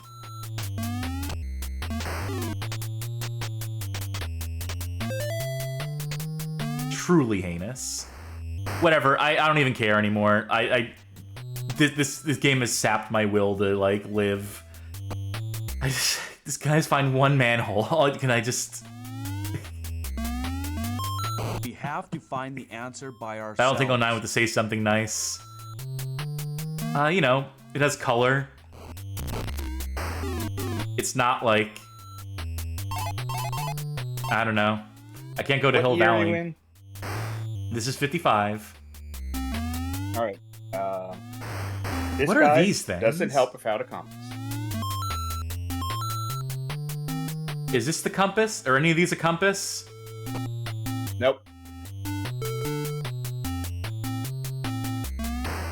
All I wanted to do is show off. Please, please, please. No. I can't go down. That's fake. It's nothing. It's a dead end. Okay, fuck you, game. That's it. I don't get to show it. We didn't remember. We'll never know. We'll never ever know. There are... Oh, is this... At least 30 of those item rooms. I'm fully aware of what I'm doing. Did this password See? need to be this fucking long? Cute. Spell capacitor for me. Oh, God. Wait a sec. One sec. If you go to the... A-P-A-C-I-T-O-R.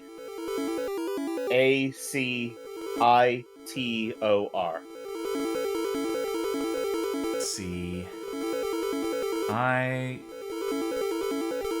T-O-R. Yeah. No, you switched around the... Ugh. Capacitor is the power.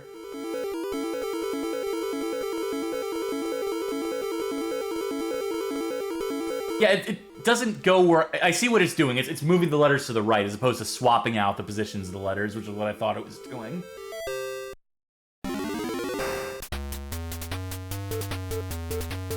Huh? Huh? Rewind?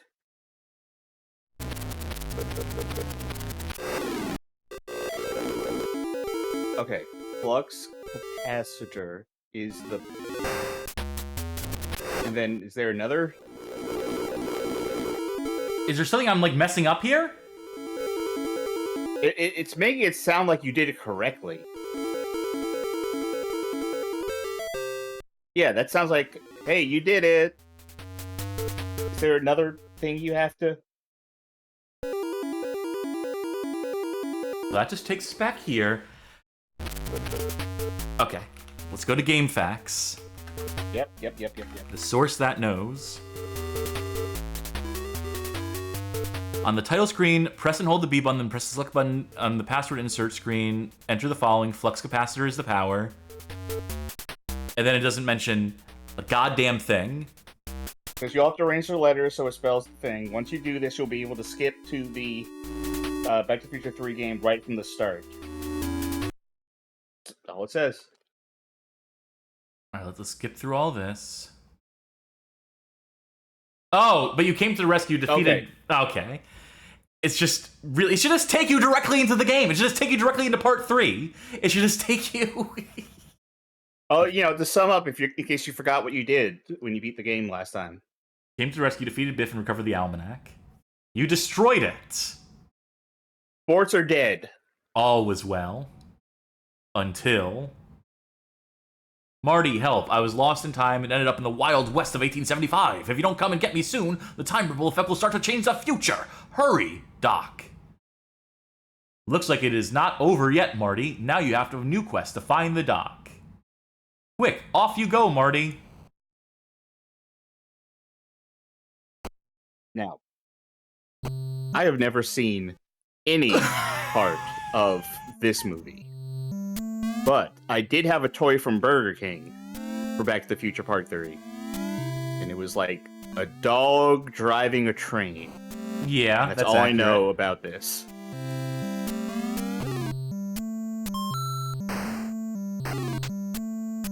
So I think what this part of the game does is omits the time travel because there is no like back and forth time travel in this movie. I can tell you that much.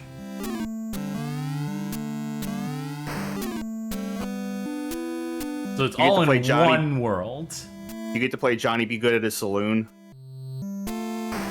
Yeah, you play it on a player piano. I do like the giant cowboy hat. I'll give them that. I wonder what this arrow... I wonder if it means, like... Oh, yeah, I pressed down here. Oh. Bobinator says, if I recall right, Roger Zemeckis wanted to make a Western. Yeah. Zemeckis wanted to make a Western. The exec said no, so we got this. And that's how we got Back to the Future Part 3. Part 2 and 3 on the NES. I think this part of the game is significantly shorter than Part 2. I think Part 2 has, like, 30 different items or whatever we said. I know for a fact this has 3. Yeah, the guide on GameFAQs for Part 2 was, like, several pages, and this part was, like, 1 page. Yeah, so the Part 3 is ultimately a much shorter, much more finite game. Less mechanics to worry about. Do you think the reason that the thing that lets you shoot in this game is a star is because it's like a sheriff star? And they were just kind of thinking ahead, yeah. So it makes sense in Part 3, but not in Part 2? That could be entirely possible. Also, no, my bullets aren't fast enough to hit this guy, and this guy probably has an item, right? Well, with my luck. Out of my way, kid. I gotta go die.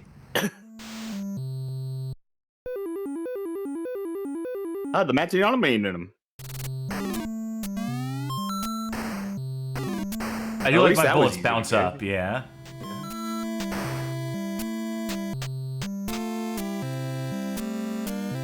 In a couple of ways, this game does give me Super Mario Land vibes. Second time tonight we brought up Super Mario Land, but you got the bouncing fireballs, you got a bit of the level layout. Super Mario Land's good though. That's Back to the Future Part 2 and 3.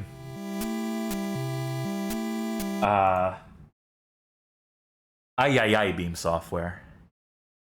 Ay.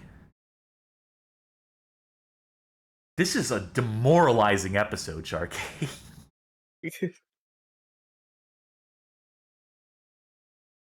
So, October 1990 brings us A Nightmare on Elm Street for the NES.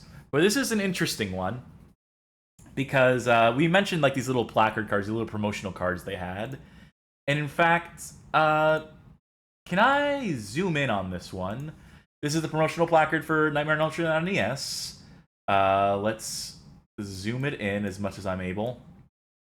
This was 1988. They were originally promoting this game. This game comes out in 1990, and if you look at these screenshots here, you can see that you're playing as Freddy. This is meant to be a game where you go around killing teenagers as Freddy Krueger, and this little overworld map is very reminiscent of the DOS Nightmare on Elm Street game, where you it's based on Dream Warriors. So I think it's that game also doesn't have you playing as Freddy though, so I don't know really necessarily. But yeah, there's your 1988. You are Freddy Krueger, a horde of obnoxious teenagers trying to get rid of you by finding your scattered bones and burying them. The only way to stop them is to kill them. You can travel along Elm Street through the electrical and plumbing lines, or step into a mirror and step out into another room. So this had definitely like some ideas. The theoretical version of this game was going to be something. Would have been the premier murder simulator on the NES, I suppose. It's like that Texas Chainsaw Massacre game on the Atari 2600 where you play as Leatherface. Now, between 1988 and 1990, someone realizes the optics on this thing, to say the least. So the game that ultimately comes out is a much more conventional, conventional in the sense that you play as the teenagers, and you fight against Freddy Krueger, the way a video game would be. There is one novelty to this, though. Actually, there's two. The first was that this is a 4-player game on the Nintendo Entertainment System. Now, you may be wondering, NES only had 2 ports on it. Yes, but there was a 4-player accessory you could plug into your NES in one of the controller ports, and that would allow you to have 4 controllers plugged in. I think there's like a grand total of 3 games that ever supported that peripheral. This is one of them.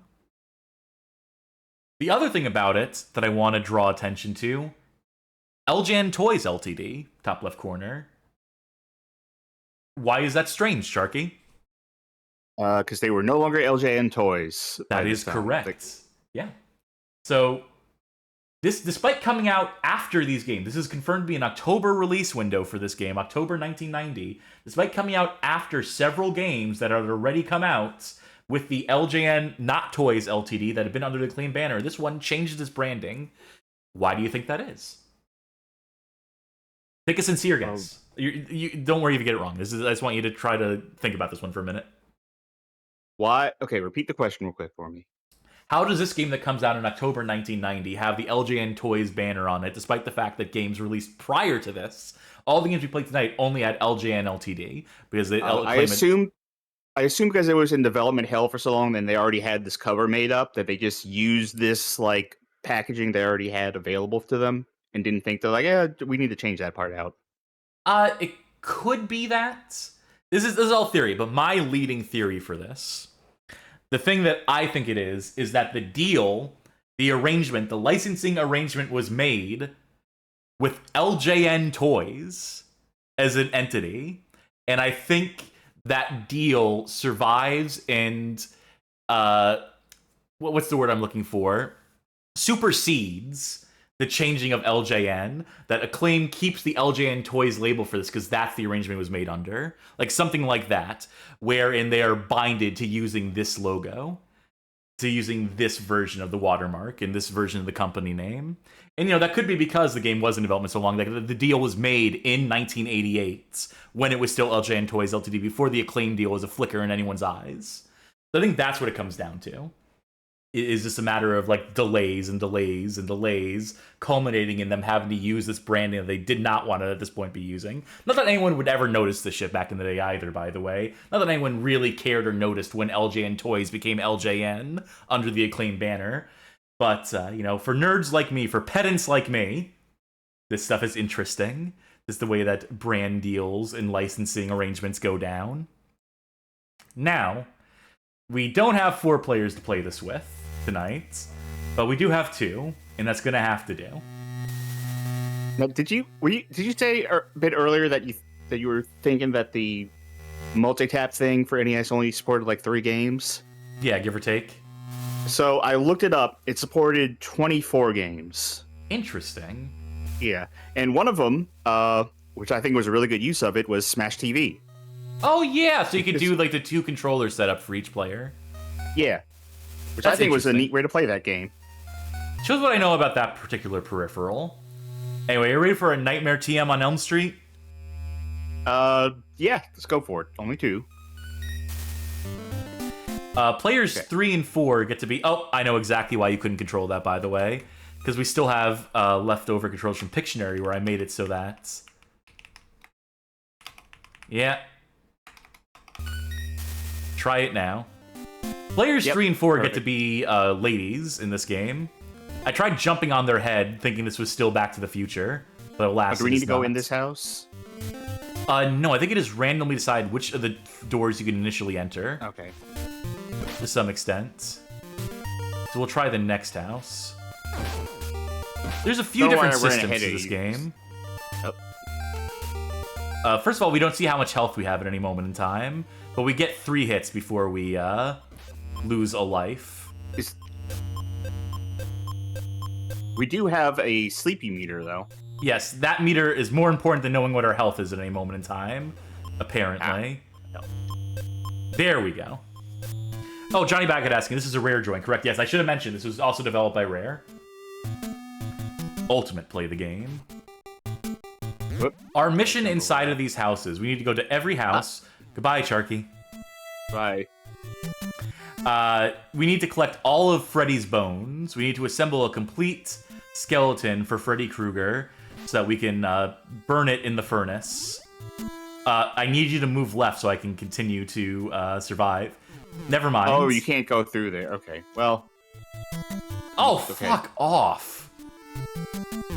Wait, what did I fall through? How did I There's momentum You on the walked walking off the too. edge a little bit. Yeah, there's like momentum to your movement a little bit. Yeah. Oh, I'm so sleepy. Yeah, so we got real tired, and that makes the enemies harder. But it does give us one advantage. That thing I picked up, that little tile I picked up, grants me Dream Warrior powers. Now, when we are asleep, I can transform into a gymnast who throws javelins. Fuck. I'm gonna rewind because I need you to have some lives. And the little cartoon ghosts are adorable. Absolutely not befitting of this aesthetic. Absolutely not befitting of Nightmare on Elm Street, but... Oh, I think I made that worse for you by knocking the enemy into you. Oh, come on. Now, I know you're playing with a massive disadvantage right now, and that you have... God damn it. Yeah, it's hard for me. I believe in you. Okay, I need got to killed. switch to my fist so I can actually defeat these enemies rather than just stopping them in place. Oh my god. Relentless, this game. We missed a bone somewhere, somehow. Because I know there's one up here and there's 2 down there. I know which one we missed. Right there. Stay alive for me.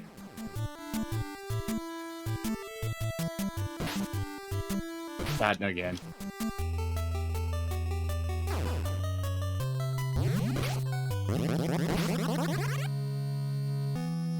Oh, you hear that music cue? Yep. That means things are about to get interesting.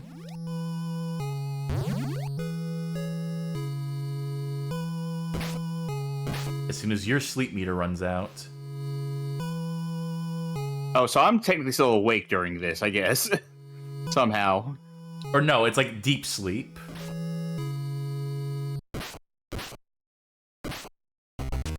Freddy's trademark coming! Alright, let's switch to gymnast mode. So this is just, we just need to survive this. We just need to kill him. We don't get any reward for this. We're being punished because we let ourselves get too sleepy. So how do you wake up? Like, I would think that you'd get like some sort of coffee, like power up or something to wake you up. I will show you if we survive this. Ah, hell. Continue. Oh, that kicked Did us we out. survive this? I think maybe I did enough damage. Maybe the timing was just coincidental on that. Alright, you see that down there? Oh, yeah. Loud music wakes you up.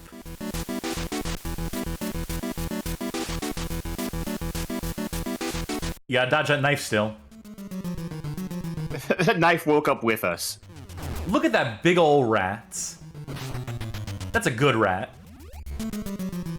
You should grab that power up. Okay. We press select right now while we're still awake. No effect. We are not dreaming. We can't imagine. We don't have the skills of a gymnast when we're awake. That said, when this happens, when we get into this fight, now we can switch to our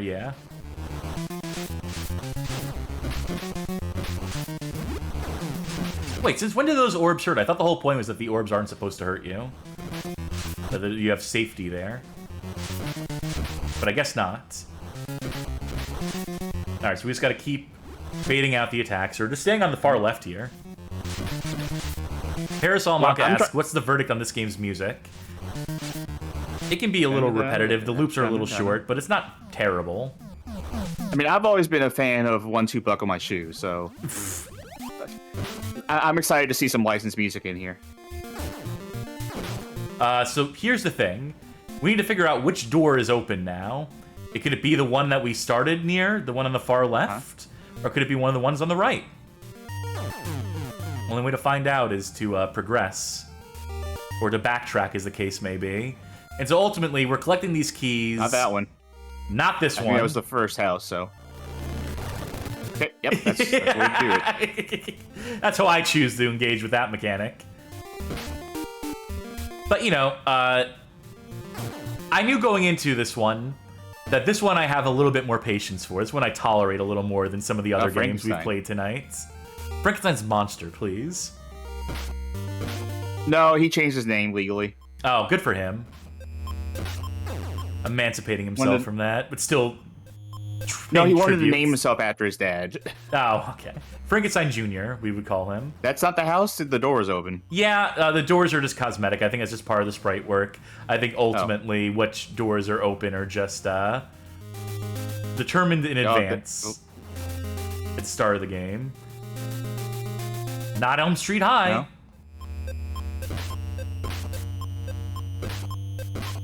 God, they're just throwing endless shit at us. You would think you'd be hard-pressed to, like, fall asleep while in the middle of fighting Frankenstein monsters and snakes and rats. You would think incorrectly. Let us up. Nope. Let us in. I think that's supposed to be the house. But, not like the house that we unlocked, but I mean like Freddy's house or, you know, whatever it is. Like, there's a famous house in Nightmare on Elm Street lore, you know, where all the events of everything takes place, ultimately. Like, it all centers around this one house. They tried to make the house iconic as Freddy himself. Did you check the first house then? Because when I said that's not it, I saw the door was closed. And I was under the assumption. Well, we've reached the end of the line, I think. Unless there's something to the right here. The cemetery's supposed to be, though, like... That's Cemetery's endgame. Once you've assembled all the parts... Or maybe... No, this is it. It's here, where we go to the junkyard to ultimately burn the body. Maybe it was the first house, because, like, I was under the impression that, like, the door had to be open, like the one we came out of. Oh, well, I went a little too far, sorry. So are you telling me that when we got there, you didn't... Yeah, I said the door is closed. I said not this one because the door was closed. But you didn't test it by pressing up? No. Well, it's not it anyway. Well, it's not it anyway. Alright, so not entirely on me. Strange. This I don't fully get. I don't fully get, like, what they were thinking when it came to which houses you go in which order. This part of the game, genuine mystery to me. But at least in terms of, like, the responsiveness of the controls, in terms of, like, having some ideas, incorporating, like, you know, as much of a jump scare as they thought they could. Still not a fan of how these controls are. Granted, again, I'm playing it the wrong way because I can only use one hand right now. Yeah. But they gotta let us into one of these houses. Oh, there we go.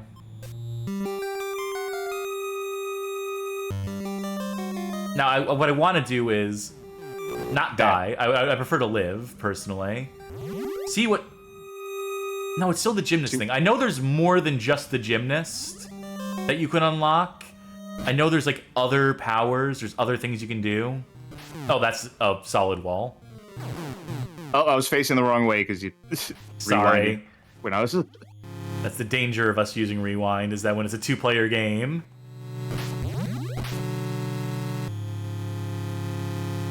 Someone in chat said that speculated the house is Nancy's house. Yeah, that's absolutely right. And because that's where Nancy defeated Freddy Krueger, it somehow is, like, significant. My head's so tired. Oh, Freddy on my head. That's much better now. Pleasant dreams. And I'm dead. At least I can switch to gymnast mode now. I feel like this would be a disaster with 4 people at once. Oh, absolutely. Yeah, no, that'd be unfucking playable. Like, you'd have to combine firepower, I guess. But, like, ultimately... Damn it. like, having to wait for people, having to play that game of, like... Alright, you move right. No, I need you to move left. Yeah, that would just be, like, the opposite of a good time. What? Rewind, please. Yeah, because I don't want to... Yeah, look at this shit. Imagine this with 4 people. Imagine playing with, like, your kid brother. You know, like your little baby brother back in the day, back in the 90s, and being like, all right, so I need you to go up. No, go up. Mom, I know Mom says we have to play the game together, but you're killing me here. You know, just like many such cases.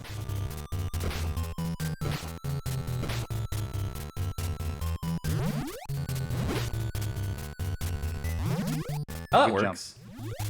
Oh, boy. Fuck. Yep. Okay, that's not a thing I can do. I wonder if I move you right. Nope, it's still going to spawn you down there. Yeah, it's gonna spawn you where you last were. For some reason, Gymnast me couldn't reach that. I was hitting jump. I was... Maybe this will somehow save you from your fate. No. Alright, you got the bone? Yeah. Oh, there's one hidden in the web up there. That'd be a very easy one to miss. That... Yeah, the screen scrolling and just everything about this in 2-player mode is pretty far from ideal. And it's effectively the same boss we just fought. Yeah. Except now he has projectiles that we can just avoid by shooting the javelins constantly. We're not going to play too much more of this. I just wanted to show off the basics of the mechanics. I was hoping to see at least one other dream power, but I don't remember what they all are. There's more than one, though. I can tell you that much. Now, see, they could have made this an asynchronous horror game, right? You have one of us plays as Freddy. Yeah. No, you have one Nintendo playing this version with the 4-person multi-tap, and then you have another Nintendo playing the version that didn't come out where you play as Freddy, and then you hook them together by a link cable. Yeah, the NES system link, just like the 2 PlayStations you connect together to play Bushido Blade, or Bushido Blade. Don't know how I mispronounced that. That's Nightmare on Elm Street. Oh, okay. That's I think all we need of that one. You get the idea. Hold steady. Fade out. Yeah, so that's fine. It's the best game of the night. I can tell you that goddamn much. But perhaps the next game will top it. Perhaps the next game will be even better. Because our next game is WrestleMania Challenge, WWF Wrestlemania Challenge, released 1990, also developed by Rare. So it's going to be even weirder for me to control. Yeah, good luck. I assume this is multiplayer. You would assume correct. All right, I'm in the wrong port. I can tell you that from the start. No, you're not. It said in port 1, didn't it? No, don't worry about those messages. That's Okay. just RetroArch speak. All right. Yeah, we're fine. There's that Ultimate Warrior. Oh, I can't do his noise because Discord is going to actually eat it.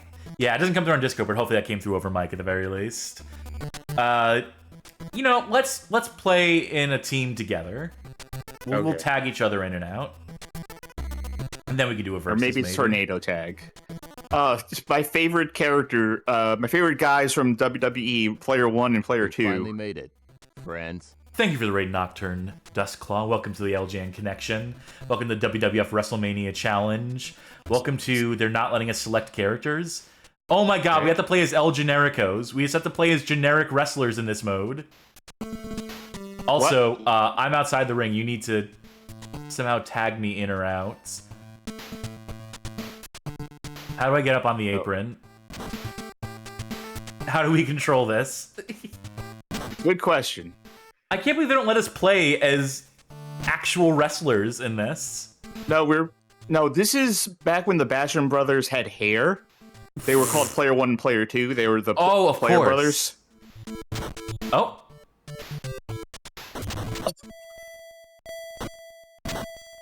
We're getting counted because you went in the ring. Oh. Now why are we getting counted? What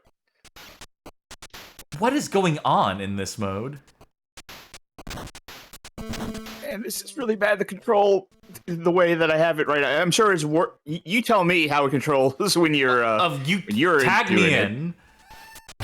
Here, okay, I would love to know how to do that. Like you're gonna need to get on the rope.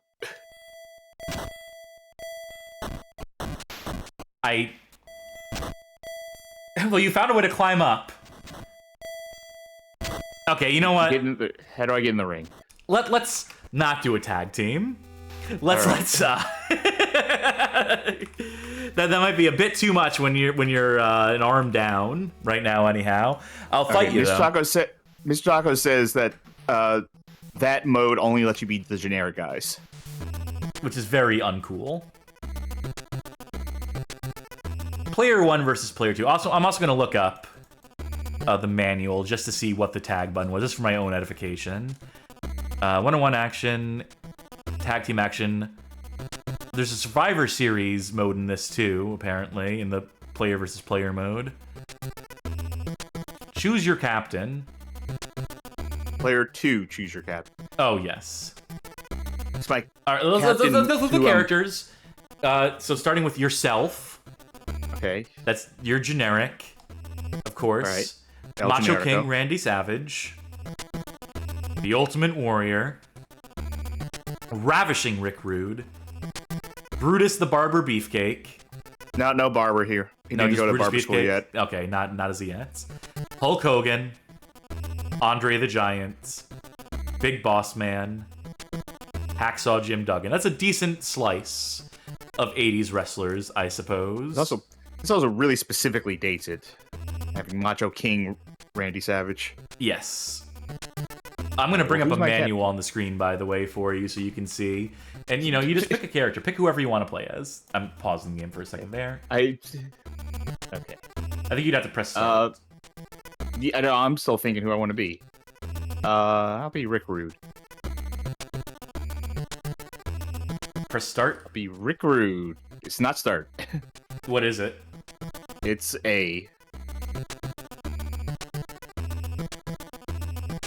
Okay, which of these guys do I hate the least? Ultimate Warrior is a piece of shit. Randy Savage is a piece of shit. Hacksaw Jim Duggan. Worst you can say about him is he's got caught smoking weed. Who cares? He's fine. Big Boss Man. Cut some of the best promos ever on the Big Show's dead father. On his kayfabe dead father. So I'll always love him for that. Andre, the Machine. Hulk Hogan. We all know. Bruce the Barber Beefcake, the ultimate ass kisser. Only had a career because of Hogan. But, ultimately. And how many people are still alive, asked Bobinator. Dead, dead, still alive somehow. Still alive somehow. Dead, dead, alive. So there you go.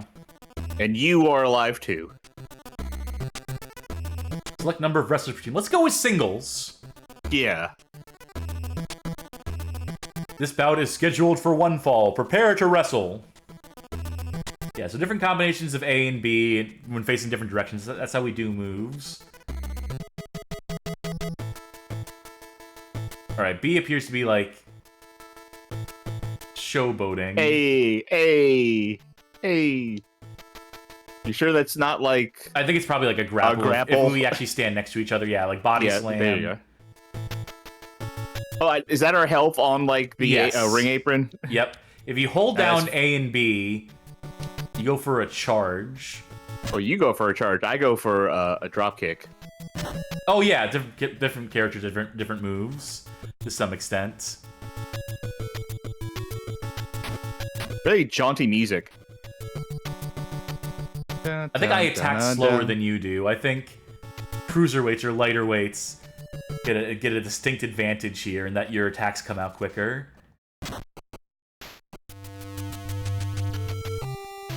Jesus! What is this music doing?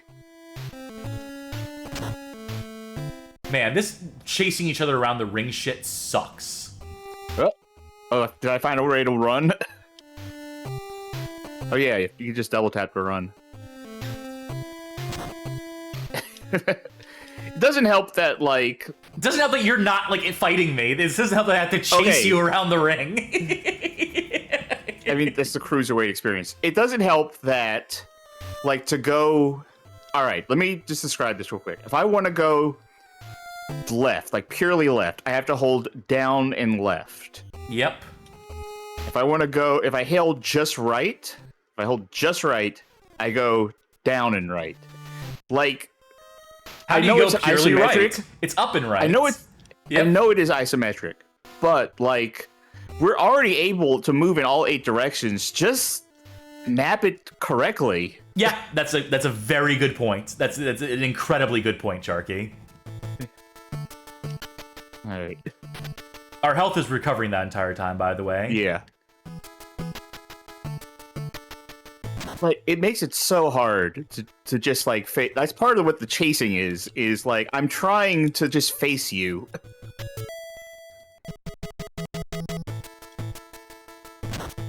I wonder if I can... That's my pin attempt. Could have been a rope break, if we're being honest. How do I climb up? I don't know how I did it. A and B. Oh, you found it.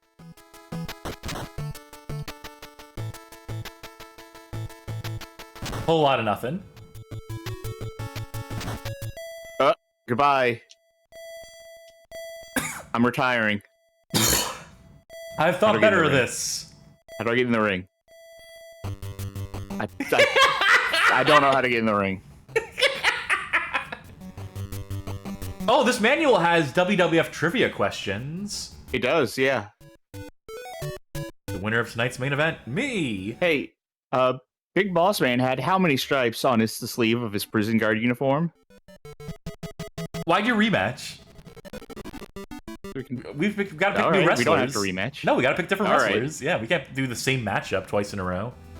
Also, I would not be able to tell you the answer to that question I just asked you because I can't read it. It's upside down. It's upside down and extremely tiny. It's 3. Okay. Say it is not only upside down, but very tiny. How about I do Hogan and you do Andre? Yeah.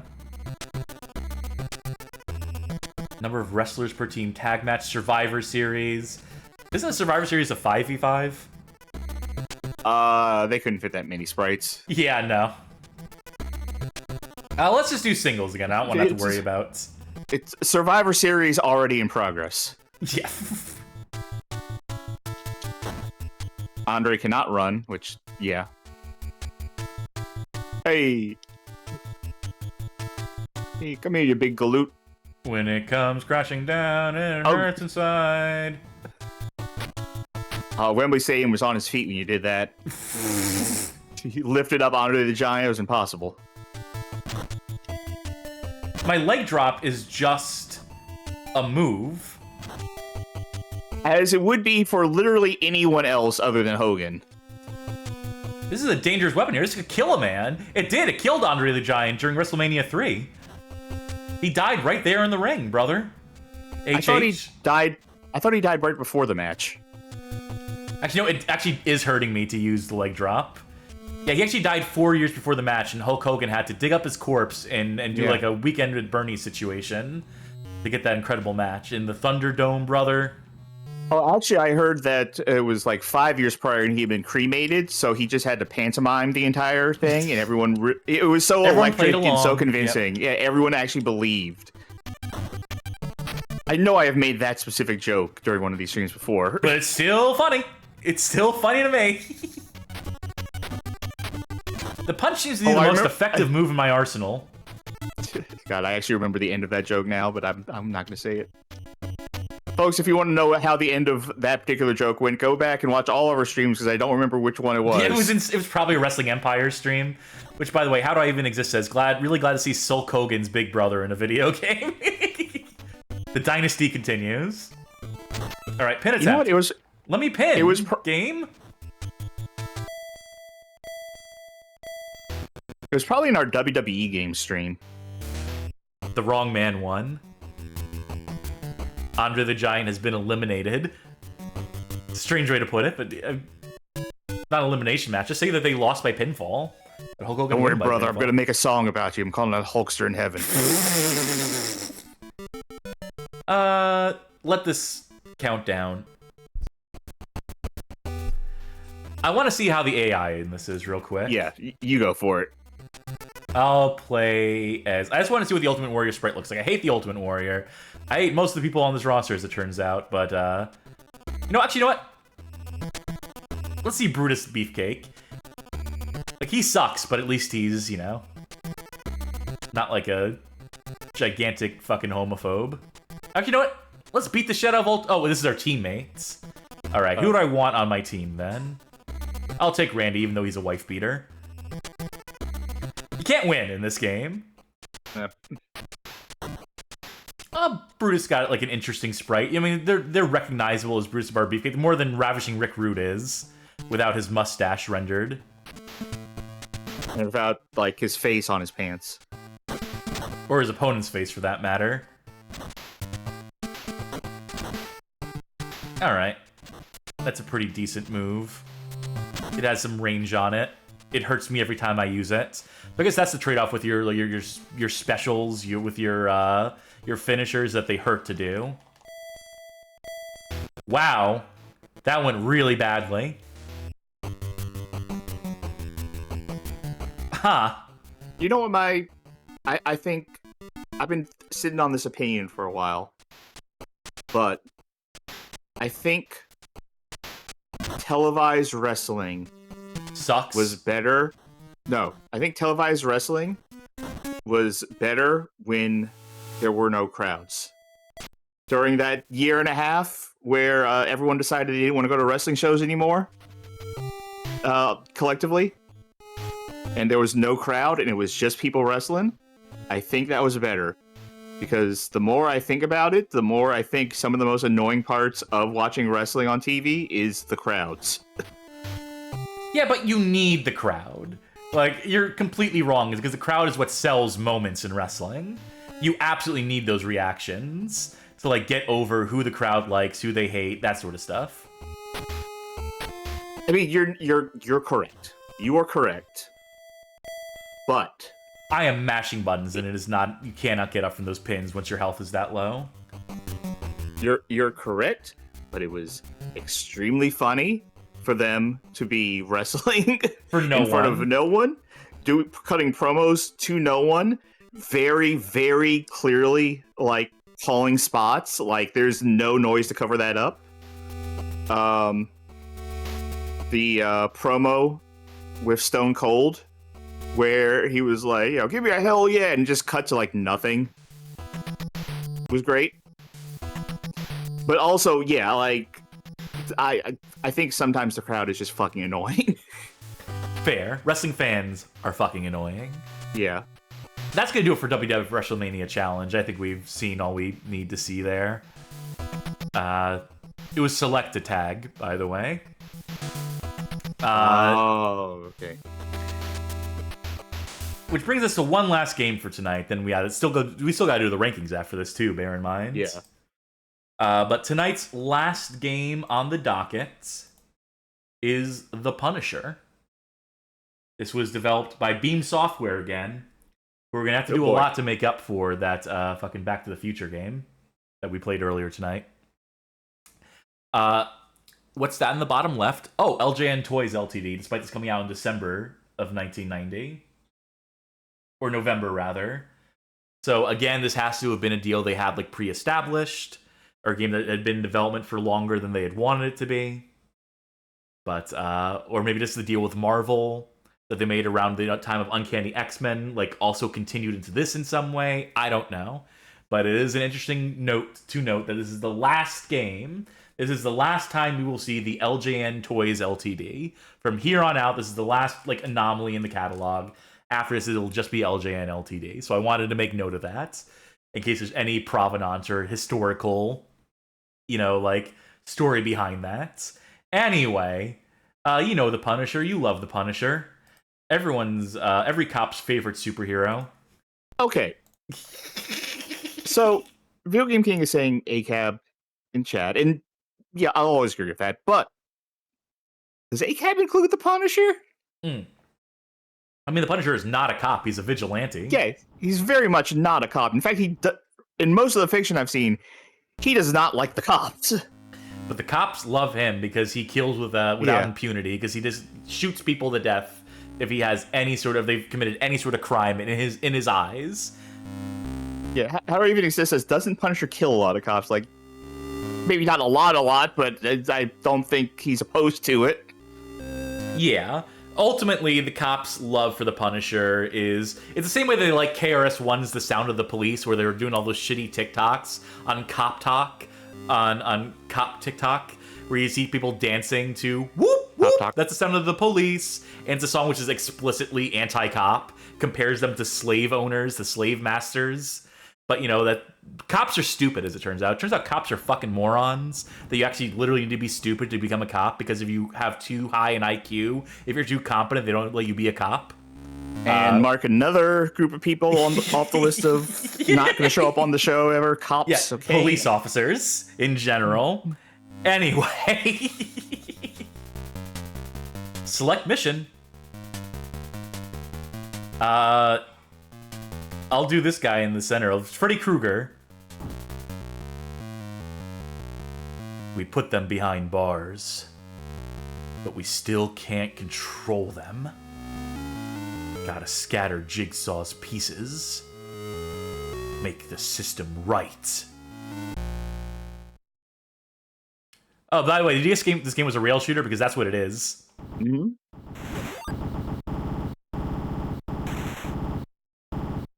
By destroying scenery, we can find items. Actually, let me check our notes before I say anything else, because I don't want to spoil something potentially. No, okay, it would spoil something, so we'll get to it in due time. Let me ask you though, what's your favorite Punisher game? Might be this one, because it's a rail shooter. There's also a Game Boy version of this. Right. So I don't know. I mean, there was also the arcade beat 'em up. I don't care for that. It's a beat 'em up. There was the Genesis Daily game, Bugle. Take advantage of bonus worlds. We'll get right on that. There was the PlayStation 2 era one. I know people do like that one, and it's. I think that one's my favorite. I think. And then there was that one for the PS3 that was like really weird. Yeah, the weird arena shooter with power-ups. Yeah. Can I switch weapons? I know there's an Uzi in this game too. I wonder if I'll switch to that when I run out of assault rifle ammo. Yeah, this is kind of like the complete lack of music is strange. By the way, have you taken the subway lately? All right, I think I ran out of ammo or health, one of the two, and now we are using a submachine gun. Kind of reminds me of Gotcha the Sport. Yeah, except like some of these sprites look like they'd be right out of Bad Street Brawler. There's one in particular I was looking at. I'm just like, is that Duke Davis from Bad Street Brawler again? Watch our playthrough of Bad Street Brawler, Beam Software's NES magnum opus. One of our most popular videos on YouTube somehow. Well, it's a good one, so I'm happy with that. Yeah, It is so hard I to didn't know dodge that stuff many here. people. I just didn't know that many people were interested in watching Bad Street Brawler. So, like, here's the thing. If you are shooting, you are only moving the crosshair. You are not dodging bullets. And it is hard to dodge bullets. So you really need to, like, pick your shots. You need to pick your windows where you want to shoot. You know, this game walks so Sin and Punishment could run. That's Bad Street Brawler. Look at that. Look at that fucking guy. Yep, when he walks.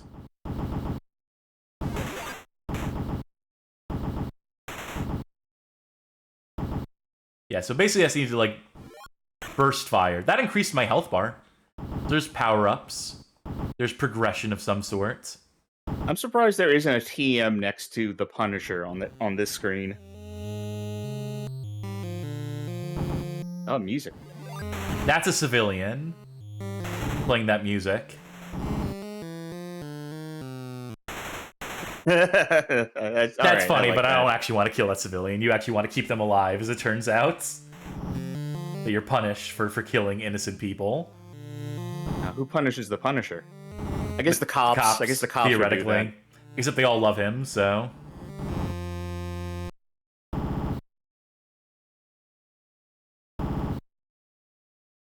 It's amazing. So that shows that they could have music playing. That there's no reason why they can't have music playing throughout the entirety of the stage. It's gritty if there's no music. Also, are we just walking on water? Is the Punisher Jesus? You're on a separate dock that runs parallel to all this.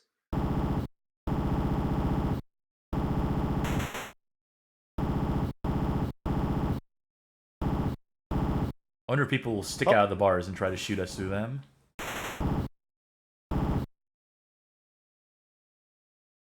I feel like that would be too complicated.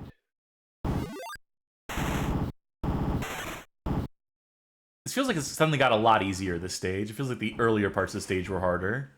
Well, they stopped throwing stuff at you. That's part of the reason it's easier. Oh.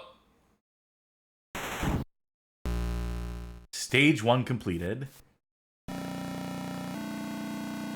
We got 88 out of 99. I'll take it. Stage 2. Now we're in the subway. And we're just mowing these folk down. Those ones didn't even have guns. They weren't even shooting at us. They weren't even posing any sort of threat. They just looked at Punisher funny. They just looked at Frank funny, and that's pretty much all it takes. Oh, there's some more health for us. Okay. We're being rewarded. So, we were talking about how cops love this fictional vigilante, right? Yeah. Which made me think about, like, real vigilantes.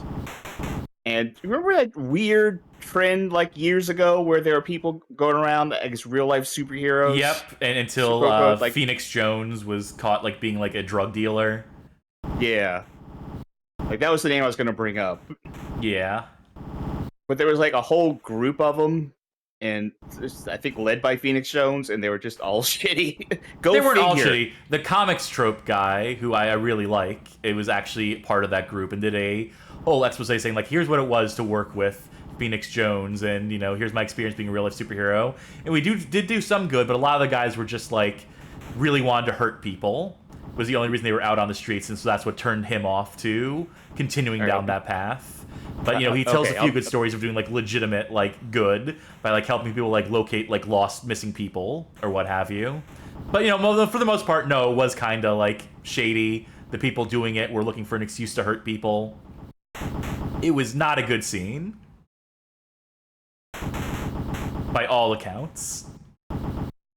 I mean, that's why comic books are good, because, like, you know, you can have that sort of thing of these, like, maybe not like the Punisher. The Punisher's supposed to be like an anti-hero, but you can have the idea of people in costumes doing vigilante stuff and not have to deal with all the baggage of, well, what does that mean about the people who do that? Yeah. Why are you here? Why are you playing your saxophone here? In this prison or subway. It's one of the two. I'm assuming prison. There's a lot of cells.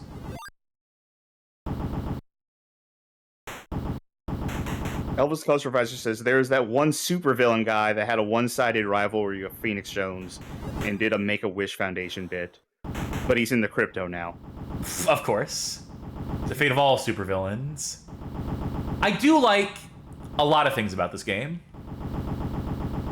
The destructible environments are a fun gimmick. The fact that it's a rail shooter. Oh. Entering a bonus world. Finally found one.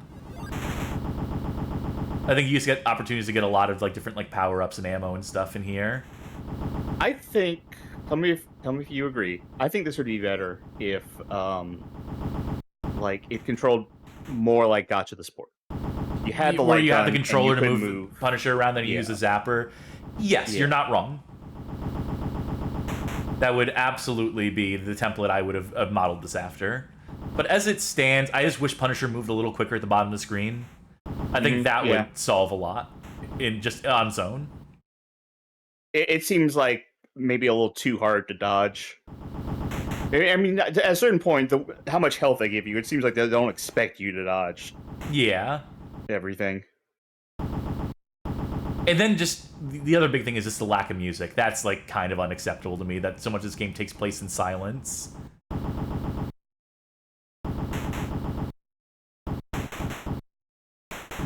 Oh. I ran out of ammo, and when you run out of ammo, you don't like run out of ammo per se. It just means that you have to switch to like a slower firing pistol. I would like to clear something up because I misread something. The supervillain guy that Elvis Culture Advisor was talking about, he didn't say, but he's in the crypto now. He said, I bet he's in the crypto now. Oh, yeah, we don't want to slander this. Right. I like the idea of a self-proclaimed supervillain. Yeah, because isn't the whole thing like a good supervillain, like a good villain character doesn't think they're evil? They think they're right? Yeah. Like, isn't that like a rule of storytelling? Is that like, you know, a good villain has a good reason to believe they're the one who's actually the hero of their story? Yeah, like there has to be, but you know, there has to be some reason for someone to call themselves a villain, and I think that's interesting. All right, here we go. Boss fight. Is this Jigsaw? Yeah, I believe so. Oh, Yep, it switches to a beat 'em up here. Look at this kick. If I can get to come out again. I mean, it looks like someone already got to him before you did. Is there a way to defend here?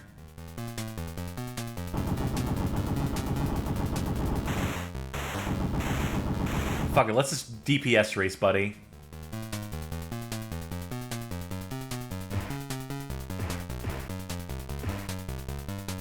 I think it's like you get a punch in, then you need to dodge left or right. But it seems exceedingly difficult to do. So instead we'll just trade blows like this. And then switch to this mode where I can probably do more damage ultimately.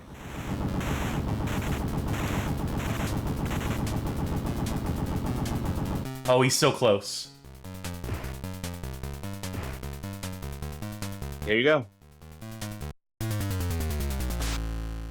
R.I.P.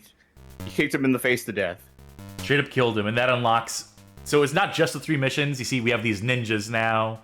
So it's just like, you know, here's your selection levels. When you beat these, you unlock new ones. So it's more than just the 3 levels, broken apart 3 stages. But we can't play too much more of this. Yeah. Even though this game is quite good. Ninjas are said to be superhuman. These streets are for humans. No room for Seijo in this city. Not even in our sewers. Yeah, I see why the cops like Punisher. And there's that Beam Software. They snuck their logo in. Good for them. They should be proud of themselves. This game is much better than the Back to the Future game. I'd even dare to say this is an example of a good game. It's not great. It has too much missing. Too many, like, easy fixes for me to consider this, like, a great game. But it's got a novel idea. It's a rail shooter on the NES. Did you ever think you'd see the day? Well, I mean, I guess we saw Gotcha the Sport, which I guess it's technically on rails.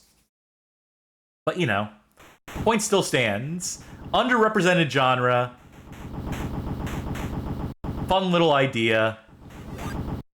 We're committing murder en masse, which is novel for this console, to be sure.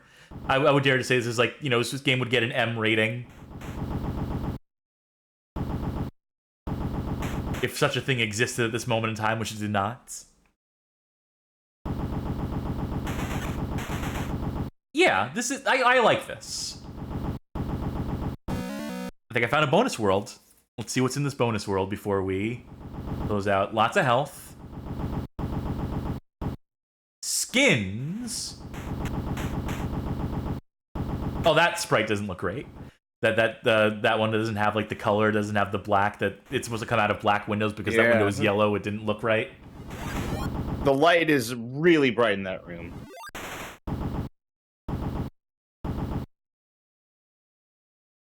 I wish it was possible to switch between the weapons too.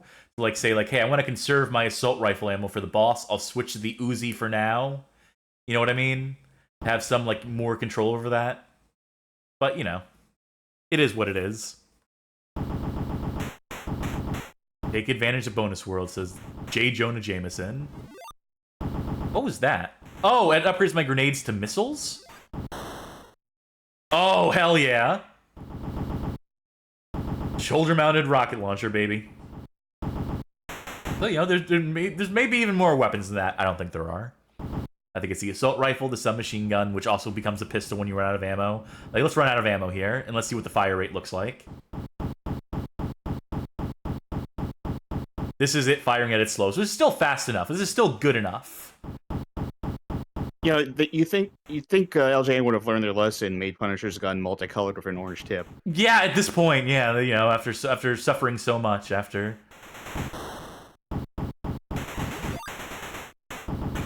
Let's pick up a bit more ammo. So they don't punish you too severely. I would expect them to be like, you know, okay, you're out of ammo, now you have to use melee attacks, and like, you know, like in the boss fight. They had a mechanic for that. They could have done that. Well, then you'd have to have, like, every enemy run up to you. Yeah, I suppose so. They could have done something for that, though. Extra lives are hidden in many places. I mean, it makes sense. Like, how many games Oh, have, that dude like, really hurt me. How many games have the infinite ammo pistol as your backup? A lot. Game over. I would have liked it to stop, like, partway through that last E. It was like, ran out of bullets, We sorry. have to reload.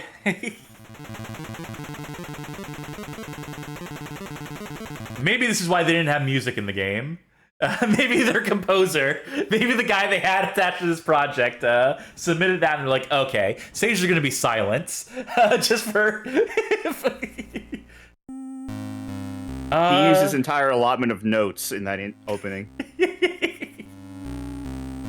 All right, that was the Punisher. That does it for our games tonight. That does it for our selection of games. That does it for LJN's catalog in 1990. But we're not done quite yet because we still need... Oh! I'm fully aware of what I'm doing. Can't you see? To rate sure. them, and I need to also have a drink too. Yep, I'll finish mine.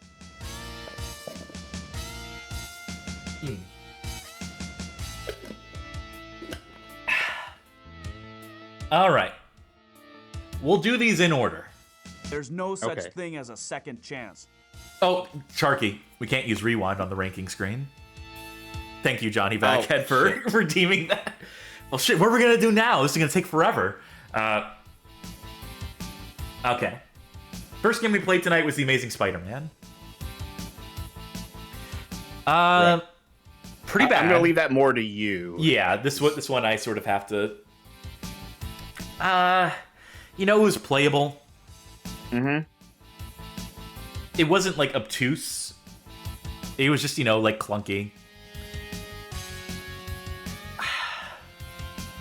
Do I put it above Who Framed Roger Rabbit, which was barely playable, but was at least ambitious? Or do I put it beneath it? Does that ambition outweigh? Because I would, rather play The Amazing Spider-Man. I would put it above Roger Rabbit. Yeah, I would put it below Back to the Future for sure. The original Back to the Future, I think, is okay.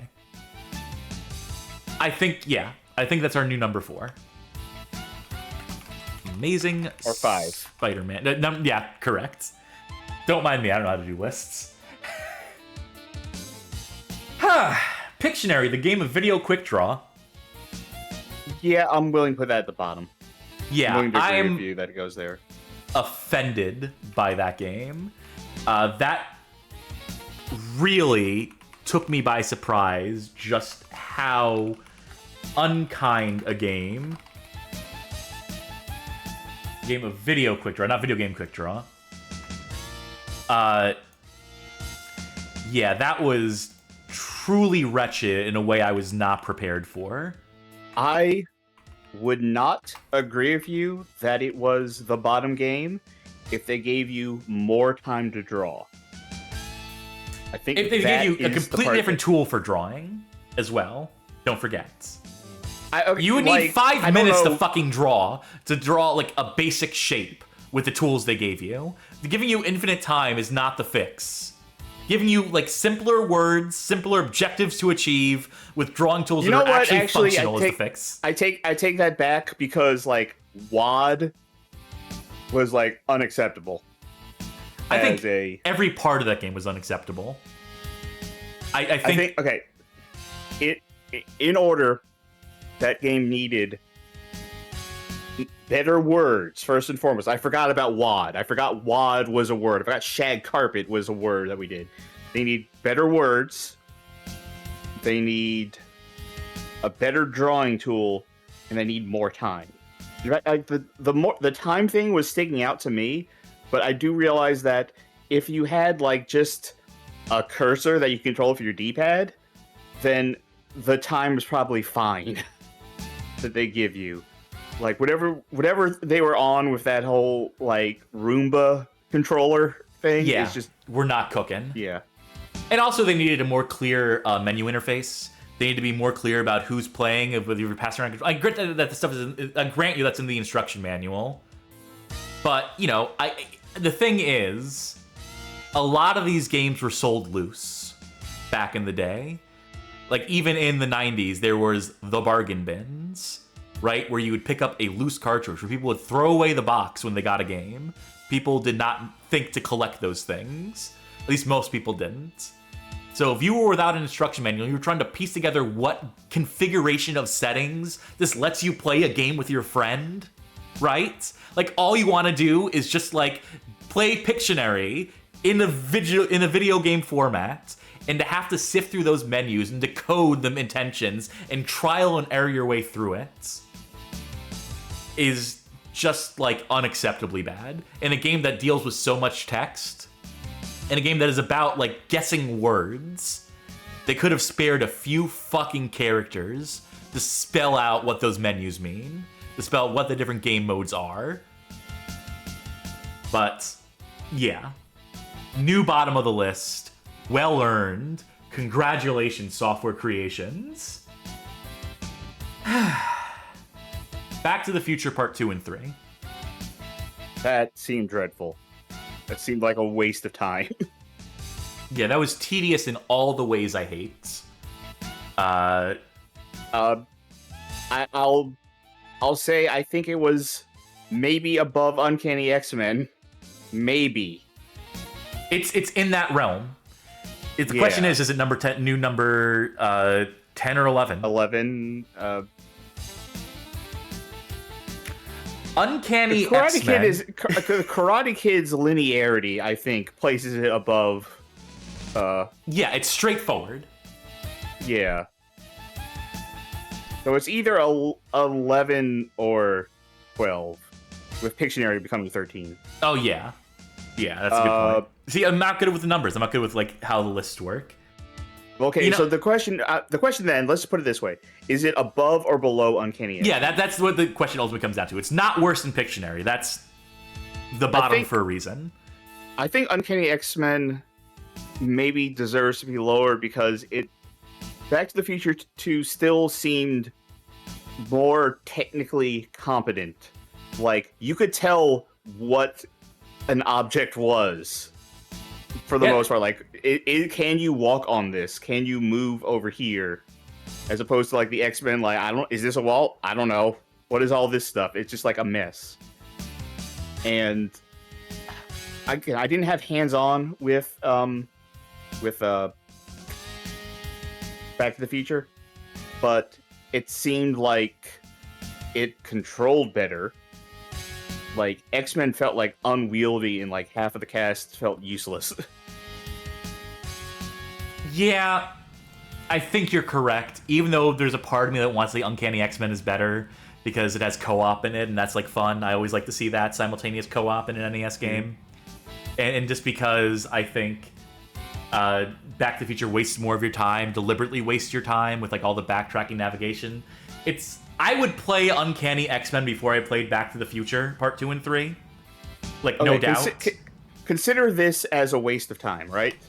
If we're talking about waste of time, Uncanny X-Men, you have to beat the entire game, decode that message, take the thing out of the NES to read the thing on there, beat the game again, and then use that information to go to the final level. Yeah, again, that's bad too. You're not wrong. You are correct to say that Back to the Future Part 2 and 3 is more technically competent, but I think it offends me more. But I'm willing to concede that it is 11 rather than 12 in this. And I will say, it's very close. It seems very close to me. This is what people mean when they talk about how bad LJN games were. Yeah. We're really getting to some of the shit now. A Nightmare on Elm Street. I really did not like the way that game controlled. That was probably... That's on you and your weird control scheme right now. I would also say in terms of, like, momentum and stuff, too. Like, in responsiveness. Oh, it's not great. Good. It's competent, though. In a way that, like, Amazing Spider-Man was not. It is one of the most competent games we played tonight. I will say that. And I think it has some novel ideas in terms of like the dream mechanics and shifting between those worlds or versions of the levels. I think it has some like it definitely suffers from like being unclear about where you need to go and when. Like, I will say I don't hate it. Yeah. Like, I think my biggest gripe is the controls. And I know I'm playing with one hand tonight, and that's messed up. But I'm talking about like no, you're not wrong to say that there is like some bad game feel. But at the same time, it's also one of a few games that you would have reasonably been able to play that had that 4-player support in it. Yeah. So that's a crowd pleaser in that way. Granted, the more players you throw at the game, the worse it is to play. Just in terms of like scrolling and compensating and having to wait on other people and stuff. I said I didn't like the act of playing it, but I'm not going to put it below like Major League Baseball. Yeah. Like, I don't think it's that bad. I think this hangs somewhere in the top 4. I would definitely put it above Amazing Spider-Man. Do I want to put it above Back to the Future, the original? I think I do. Yeah, I wouldn't argue with that. I think I'd keep it below Jaws. I just like how straightforward Jaws is and how immediately satisfying the progression in that game is, how measurable it is. But A Nightmare on Elm Street is eminently playable. I will say it didn't feel tedious.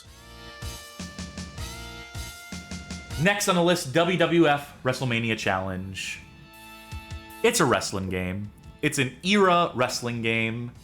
We had an entire stream where we played wrestling games of different eras, our Wretched Wrestling stream. This is definitely one where I felt like, again, like the controls really stuck out to me as being very bad, and it's definitely not my situation tonight thing. It's like I described it during there. You have 8 directions you can move, but left isn't left. Yeah, that's definitely bad. That's definitely a major mark against it. I would say the controls, you are correct to say that it does not control well, given that perspective and given the way they decide to allocate them on the D-pad. And the fact that if you're going to be grappling, you have to like catch up to the other person, and if you have to contend with these like weird directional inputs, then that makes it hard. It makes it so that you're kind of like fumbling around and all that stuff and not getting a good grasp. Yeah. I think there's some genuine things wrong with the game. And also like the fact that, you're stuck playing genericos if you want to play with a friend, like if you want to play as a tag team, making you play those as opposed to being able to select your favorite wrestlers. I think that would like damn that game for like kids who are wrestling fans in the late 80s, early 90s who just wanted to be able to play as like the tag team of Hogan and Macho Man or whatever like dream team they had, and just to not be able to do that with your friend, to have to just go against each other. I was a good selection of wrestlers, and I like how the wrestlers had different movesets. And different music that queued up when they got on screen, too. Yeah. I don't think it was terrible. I think it would have been mostly acceptable. I think if you were a kid in the 80s or 90s... It's 1990. It came out in 1990. It feels more like a game that should have come out in the late 80s. But... I would my gut feeling is... My experience with it, I would put it right above NFL. Below TNC Surf Designs. TNC was easier to grasp for me. Like, it didn't play very well, but I said at the time, like, I feel like I could play this and get kind of the hang of it and understand it. The WWE game just felt really cumbersome. I will give you this. I don't feel as strongly about it, but I think you're fair in your assessment. I think you're on the right track there. I think you could like get to an argument that would convince me on that. If if you were trying to like sell folk on this who hadn't played the game, I think you could make a convincing argument for like why it isn't functional in the way that it's presented. Yeah. I think I personally dislike TNC Surf Design more. I was thinking like above Major League Baseball, just in terms of like genre. But then again, that's like genre bias because I don't love sports games. Yeah. And I'm looking at the three of those, and I'm thinking like, Major League Baseball didn't feel that cumbersome. TNT Surf Design was worse than baseball in that regards, but it still felt like I get a grasp on it. WWF, I'm sorry, was just kind of too much of a mess for me to even think like, I want to try and get better at this, or I could see myself getting better at this. It just felt like a mess. Sure. But NFL felt like more of a mess. Yeah, for sure. Which brings us to the Punisher. And I'm at a quandary here. I'm at a crossroads. It's going to be one of two spots. It's going to be either above or below Gotcha the Sport. Yeah, I was going to say it would be top 3. So I like Friday the 13th more. This is hard because it does more than Gotcha the Sport. Significantly more. What's weird though is Gotcha the Sport. I feel like that plays more like how I would have wanted Punisher to play. I think it has to be number 2 though. I think it has to go above Gotcha the Sport because there is so much more. Yeah, there's just infinitely more to it in terms of content, in terms of depth. Yeah. I'm feeling number 2 on that, which is it's good. I mean, because I still think Gotcha Sport is legitimately like okay and good, even if it's short, even if it's very brief. All right, let's. Yeah, there's just so much more to the Punisher that it has to go above Gotcha the Sport. All right, that's our top 16 now. We have, from top to bottom, Friday the 13th, The Punisher, Gotcha the Sport, Jaws, A Nightmare on Elm Street, Back to the Future, The Amazing Spider-Man, Who Framed Roger Rabbit, Major League Baseball, TNC Surf Designs, Wood and Water Challenge, I gotta put a space there because of the way this list is formatted, WWF Wrestlemania Challenge, NFL, The Karate Kid, Back to the Future Part 2 and 3, The Uncanny X-Men, and our new bottom, Pictionary, the game video quick draw. Oh, wait, is that the name? The game of video quick draw. There we are. I had no idea that we would find a new bottom of the barrel this fast. I thought Uncanny X-Men was going to sit there for a while. No, that was... yeah. That was maybe one of the most genuinely infuriating things I've played. I I am offended at how bad Pictionary, the game of video quick draw, is on NES. You know, and when we were playing it, I thought for a second that it would go right above Uncanny X-Men, and then like I thought about it for another half second. I was like, no, you're right. This is the worst.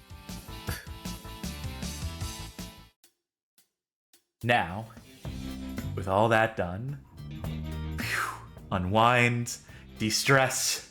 We're past it. The games can't hurt us anymore. We made it through another night. Wow.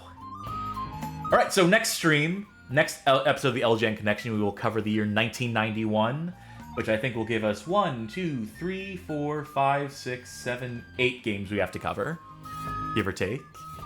And a lot of them from here on out, there's going to be a lot more Game Boy games. And I think we're also going to be dealing with some games that are, how do we say this?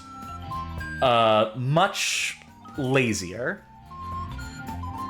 I think we've seen the more ambitious games already in this catalog. Because once Acclaim takes over and really starts to dictate the direction of these things, like the big thing is that the studios developing these games change. Like, Rare is not going to be part of this equation for much longer. Beam Software will also pull out at a certain point. That Software Creations, who made that LJN, who made that Pictionary game, they're going to become one of the dominant voices in this company. We're going to become one of the dominant developers. There'll be other players as well who join the party. And so I think it's a matter of Acclaim really cheaping out, really allocating less money to these games or something. We'll get into it as we get into it. We'll see like the games, we'll continue to associate the developer names with them, and we'll sort of see like the directive from Acclaim. But that'll be for next time. That'll be future Cass and Charkie's problem to worry about. For now, I'd say successful stream. I will thank you for accompanying me on it. I was glad to get a little bit more history out there. Some rough games tonight. But I suppose people want to see, to a certain extent. I'm sorry if I was a little too negative Nancy on them. I tried to... These are bad. But, yeah, we will return. The reason we did this on a Thursday, by the way, instead of a Saturday, is because we have a special stream planned. A sort of anniversary to celebrate this coming Saturday. As close to it as we can get. And another anniversary to celebrate on Tuesday. That is true. So our next two shows would be pretty special, I would say. I think there's something to look forward to on Saturday and Tuesday coming up. Thursday, we will begin Balan Wonderworld, the winner of our Patreon, of our subscriber poll. If you want to vote on future polls, if you want to determine the direction the show goes, consider subscribing on Twitch, pledging on Patreon, boosting us on Discord, getting access to the Discord server where there is a Patreon Zone channel where we put up the polls. And to be fair, you don't have to be a patron to enter the server, but if you're a patron, you can get to the special channel in the server. Yeah, there's a secret channel, a private channel for our supporters who determined to make us play Balan Wonderworld. So we'll be starting that next week. We could have started it tonight, but I wanted to do more research. I wanted to make sure I had some slides. I wanted to have some sort of story presented for the top of it, much like we had for the LJN Connection tonight. But again, that's a problem for future Cass and Charkie to worry about. We are going to be playing cooperatively, by the way, so hopefully your arm will recover and you'll be able to. It's only a one-button game, though. So, I mean, theoretically, if worst-case scenario, you can probably find some way to make that work. But for now, let's see who be streaming. Actually, no, I know exactly who I want to raid right now. I would like to raid Power Up with Pride, which is a charity event that's running through Pride Month. It's a charity speedrunning event with an LGBTQ bent to it.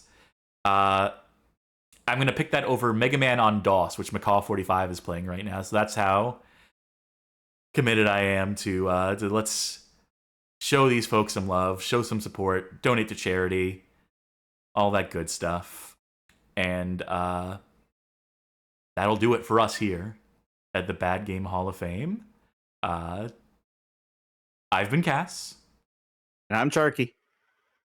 Thank you again to everybody who shows up for these things, for coming along with us, for for enduring some of the worst the NES had to offer, for enduring the depths of the LJN library. We'll be back again sometime soon with yet more of this dreck. But for now, bye! Good night, everybody.